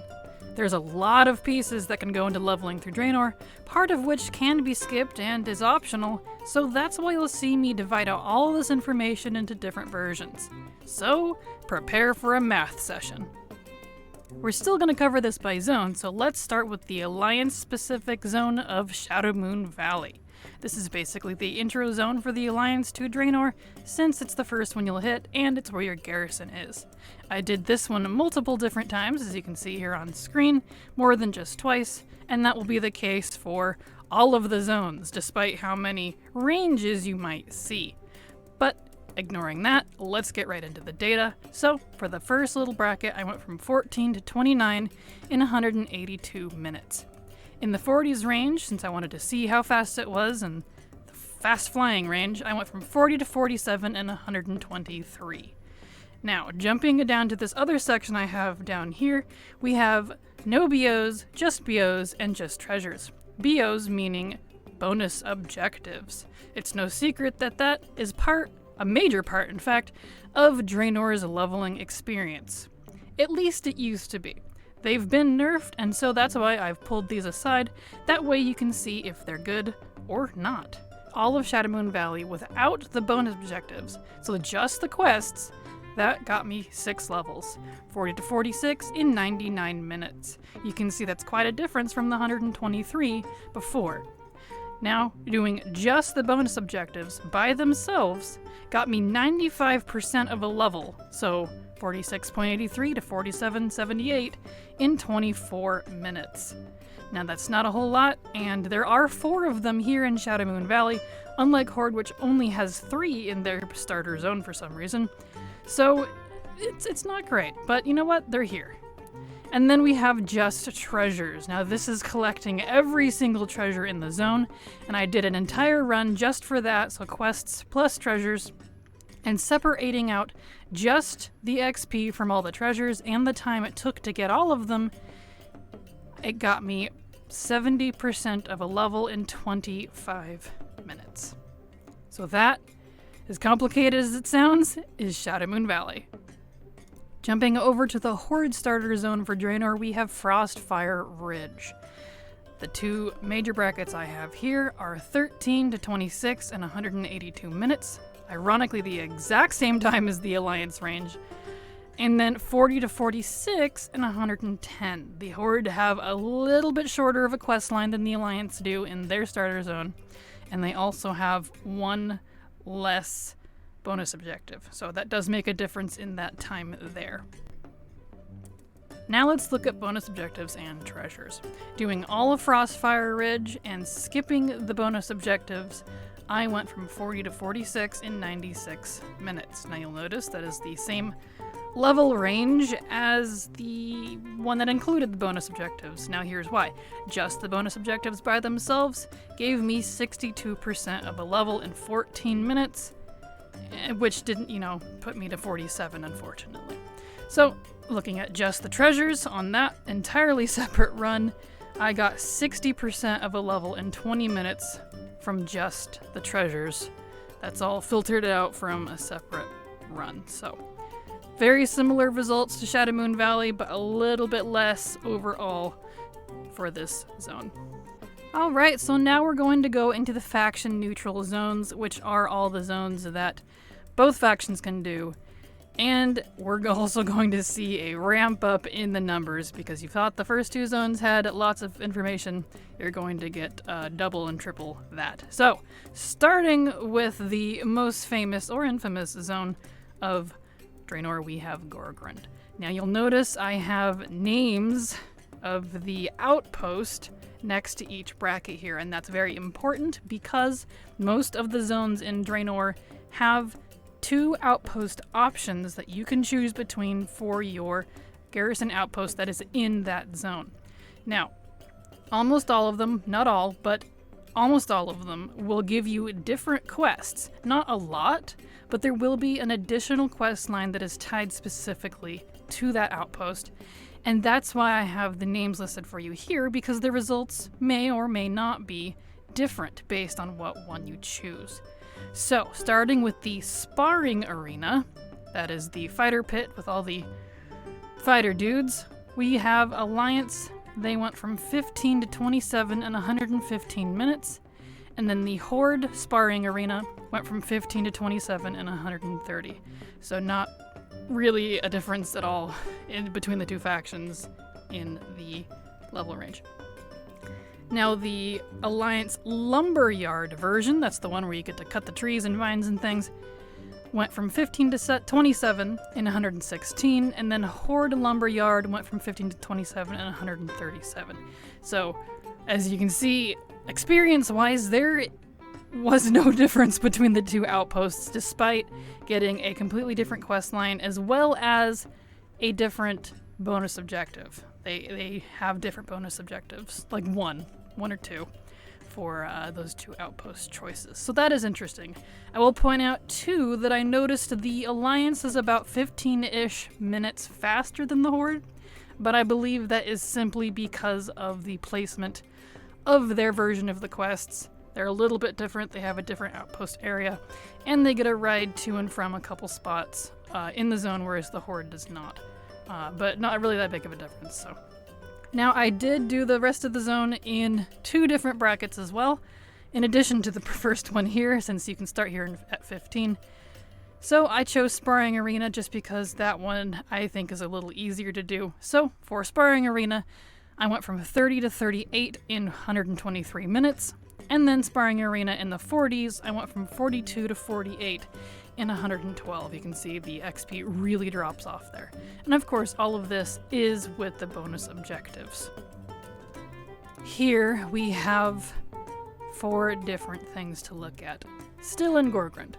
So what I mean here by lumber after sparring is a little trade secret, not that it's really a good secret, is you can actually switch your outpost option after you've selected it. However, you have to complete the entire zone, it seems, before you have the option to do so. Now, you would think, because now you'll have access to all that extra XP, that this would be optimal, it's not. The reason is because it cost 5,000 gold to switch it over. So unless you want to break your bank, or you're only doing this once, don't. Just don't. But anyways, I switched from the Sparring Arena to the Lumberyard on the same character after leveling in all of Gorgrond, and I continued from 27 to 32 in 47 minutes. So there's actually a good little chunk of quests there and like 1 or 2 bonus objectives that it adds. So that's pretty good, but I would say not worth it for 5,000 gold. So there's that. Now let's look at bonus objectives and just bonus objectives. This is based on the Sparring Arena, since there is the same amount of bonus objectives regardless of what one you pick, but this will affect the time slightly. So Sparring Arena with no bonus objectives, so that's doing the entire zone without bonus objectives. I went from 18 to 26 in 73 minutes. So you can see that actually speeds up the zone by quite a lot and actually improves quite a bit on the overall average there. But of course, you are getting a good handful less of levels.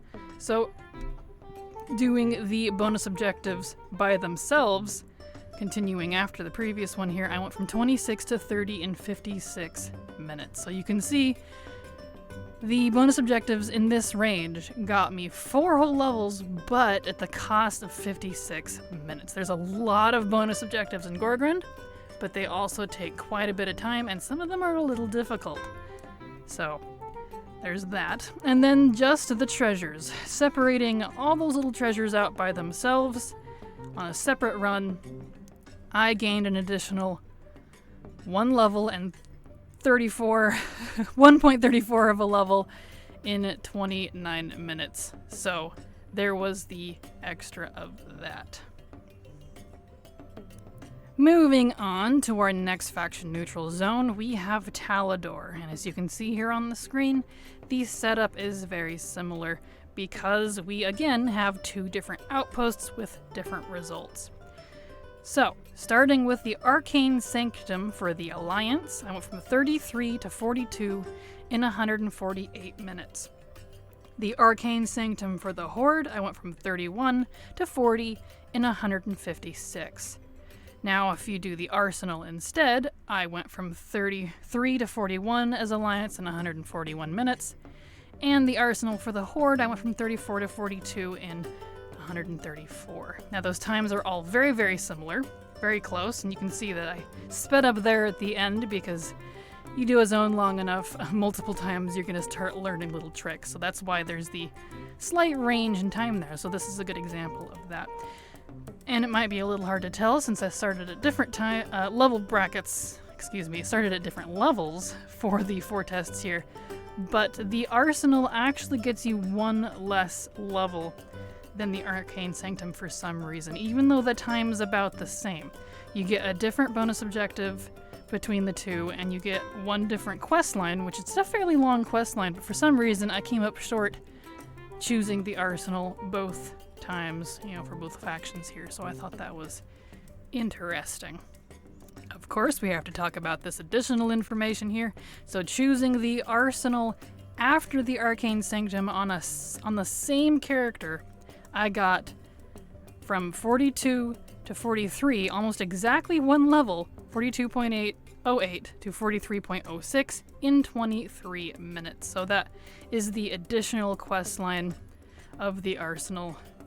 And again, like Orgrin, it cost 5,000 gold to switch your outpost, so I do not recommend it, even for the extra level, unless you really want to. Now, going on the Arcane Sanctum for bonus objectives, and no bonus objectives since the Arcane Sanctum was the better one. Doing all of Talador with the Arcane Sanctum with no bonus objectives, I went from 33 to 41 in 127 minutes. So you can see that is 1 level less, because the bonus objectives get you almost exactly a level in 21 minutes. Very similar, actually, to the additional outpost quest line up there. So that's interesting. And then, of course, we have just the treasures separated out by themselves, all complicated but condensed here for you. There's a lot of treasures in Talador, but they don't give as much as they should. A lot of them don't give XP in Talador, I noticed, which was interesting. So I only got 54% of a level in 45 minutes for just the treasures. So if anything doesn't look worth it, I do not believe the treasures in Talador are worth it. So that's interesting. Now let's move on to our next faction neutral zone. We have the Spires of Iraq. So, starting with the brewery version, this is the tavern outpost option that gives you a Hearthstone and a 20% increase in XP. For Alliance, I went from 30 to 41 in 171 minutes. For Horde, with the same outpost option as the brewery, I went from 30 to 41 in 186. So you can see, again, like the other zones, we have basically identical information here. And then doing the zone with the smuggling run option, that's the outpost option that lets you summon a dude to sell stuff to and buy special things from every 10 minutes or whatever it is. Doing that for Alliance, I went from 31 to 41 in 187. And for Horde of the same option, I went from 30 to 40 in 172. So the 20% seemed to make a lot less of a difference than I thought it would. You only get 1 more level using that one. Obviously, that means you would want to pick the brewery. But I thought that was interesting. You used to get so much more out of it. So it shows you how little of a difference that 20% actually seems to make. But since the brewery is the better option, I did this zone in the 40s as well. So using the brewery, I went from 42 to 50 in that range in 146 minutes. And so I did everything except 2 of the bonus objectives there because I hit 50. So basically 8 levels doing everything there, so that's not too bad. Now, of course, we have the additional information here.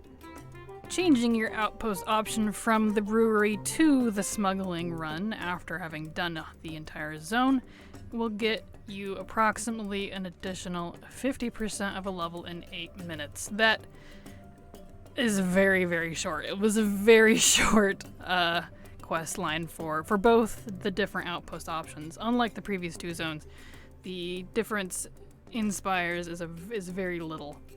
The only difference being that brewery gives you more because of the bonus 20%. The quest lines themselves are super duper short, so there's that. Now, if you do the zone with the brewery and all bonus objectives, no bonus objectives rather, you go from 31 to 41 in 153 minutes. That should sound familiar to some of the other information up there that is still 10 levels, because doing just the bonus objectives by themselves will get you 80% of a level in 34 minutes. Not much of an improve there, simply because there is only 4 bonus objectives in the whole zone, and they're quite long. Doing just the bonus objectives took me 34 minutes to get that 80%. So they're quite long and a little difficult if you're not a tanky class. Now, looking at just the treasures all by themselves, I got an additional 1.09 levels, so 1 level in 27 minutes. Now, that is with flying, of course. It's going to be a lot longer if you try to do it. Actually, you can't do it without, because you can't go to spires until 30, so never mind. This is why it's a little faster than you would expect. You do need archaeology, however, as a warning, if you want to collect the treasures here. Half of them require archaeology. You don't have to level it all, you just have to have it. So that's interesting. And moving into our next faction neutral zone, we have Northrend.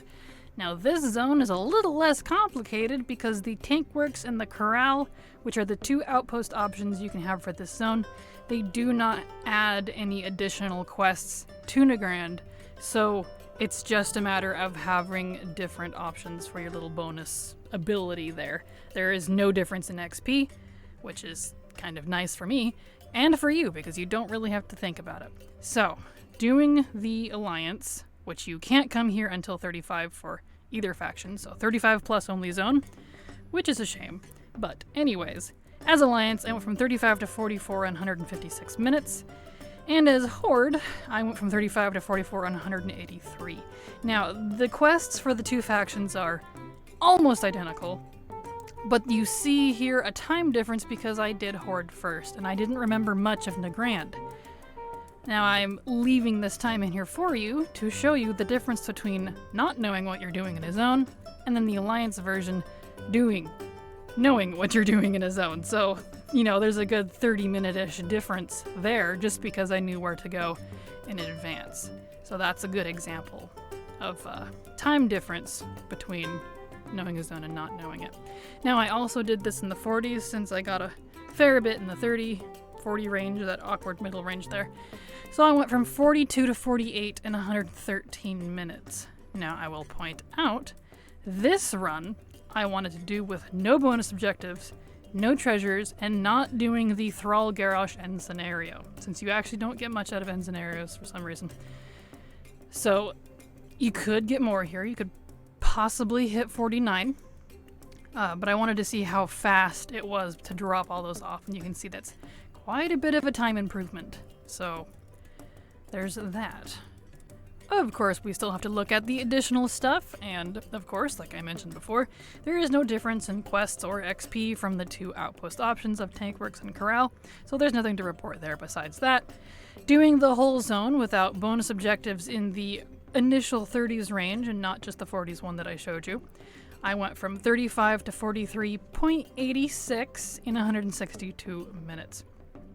I pointed out the exact levels there just because I was almost 44. Almost. So, as you can see, that means, looking at just the bonus objectives, I only got 57% of a level, and it took me 27 minutes to do so. That's quite a steep change there for that little bit of XP, so that's interesting. And then of course the treasures all by themselves on a separate run, I got 45% more of a level in an extra 15 minutes. Since you can't do this zone without flying unless you specifically don't pick up your flying, these treasures are pretty easy to get, so they're pretty quick. Of course, we technically have a couple more things to look at. We have the faction contested, I suppose they would be as such, zones of Tanan Jungle, which is not necessarily a leveling zone. There are quests here, but it is a 40 plus only zone since it's meant to be the end zone, so no real information for you to look at here. And then our other faction contested zone, I suppose I'll call it a zone, is Ashran. This is technically the city hub for the two factions and also where the Ashran battleground sits. So obviously not a leveling zone, but it shows up as a separate zone on the map, so thought I'd go ahead and show it here. Of course, now we have one more thing to look at. I would be remiss to skip over the Warlords of Draenor intro scenario and the setting up of your garrison. I have these all separated out for you with totals and such on the screen in all 4 level brackets, so you can see what that looks like. So, in the 10s range, the intro itself, I went from 11 to 15 in 25 minutes, and then the garrison, that's setting up your garrison so you can use it and getting it only to level 1. This isn't beyond that. It's just the intro quests for garrison stuff there. I went from 15 to 17 in 12 minutes for a total of 11 to 17. That's 6 levels in 37 minutes. Not too shabby. Pretty good for that range. And now for the next bracket, the 20s, I went from 20 to 24 in the intro in 34 minutes. And then in the garrison itself, I went from 24 to 26 in 14. And then that's a total of 20 to 26 in 48 minutes. Now the times, as you can see, are all extremely similar. The only reason the 10s range is faster is because in the 10s range, you're basically god tier mode, honestly. Things are so much easier to kill. You just fly through it, so there's that. And then looking at the intro and garrison in the 30s range, I went from 30 to 33 in 34 minutes in the intro, 33 to 35 in the garrison, so that's in 12 minutes, and so that's 30 to 35, 5 levels total in 46 minutes. And then in the 40s range, I went from 40 to 42 in the intro, and then 42 to 43 in the garrison. Again, all very similar times. So that's 40 to 43, 3 whole levels in 41 minutes. So that is the Warlords of Draenor introduction scenario and setting up your garrison, all divvied out for you in nice, neat little sections and brackets so you can see exactly what you're getting. And now we get to the last part of this video, everyone's favorite part where I talk about what I think about it. So, that was Draenor. It was a lot of work, very complicated for some reason. And what do I think of it? I'm sure I'm going to give a very controversial opinion here, but I don't think it's as good as everyone thinks it is, personally. Since I have every zone in WoW, including scenarios and things, now written down with time and levels and average levels per minute and minutes per level, both data in front of me, I can tell you that Draenor is not the best. It's definitely not the worst. It is far from the worst. But I would put it right in the mediocre range simply because it has very similar results actually to Pandaria. I think Draenor is good if you don't bother with the bonus objectives and you don't bother with the treasures. Separating those out, what you kind of didn't see is the bonus objectives and treasures actually added a lot of time for not a lot of gain.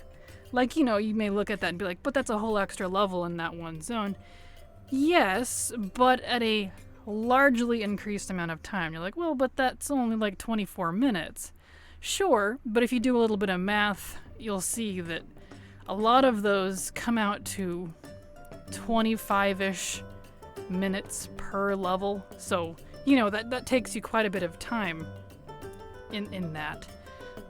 So my personal opinion, if you want to do Draenor, I believe it's faster if you do not do the bonus objectives and the treasures. So. And there we have it. If you think I've missed information or you want to request I do a specific guide, let me know in the comments below. Even if I don't answer you, I just might add your idea to my list. As always, thank you so much for watching, and remember, it's never too latte.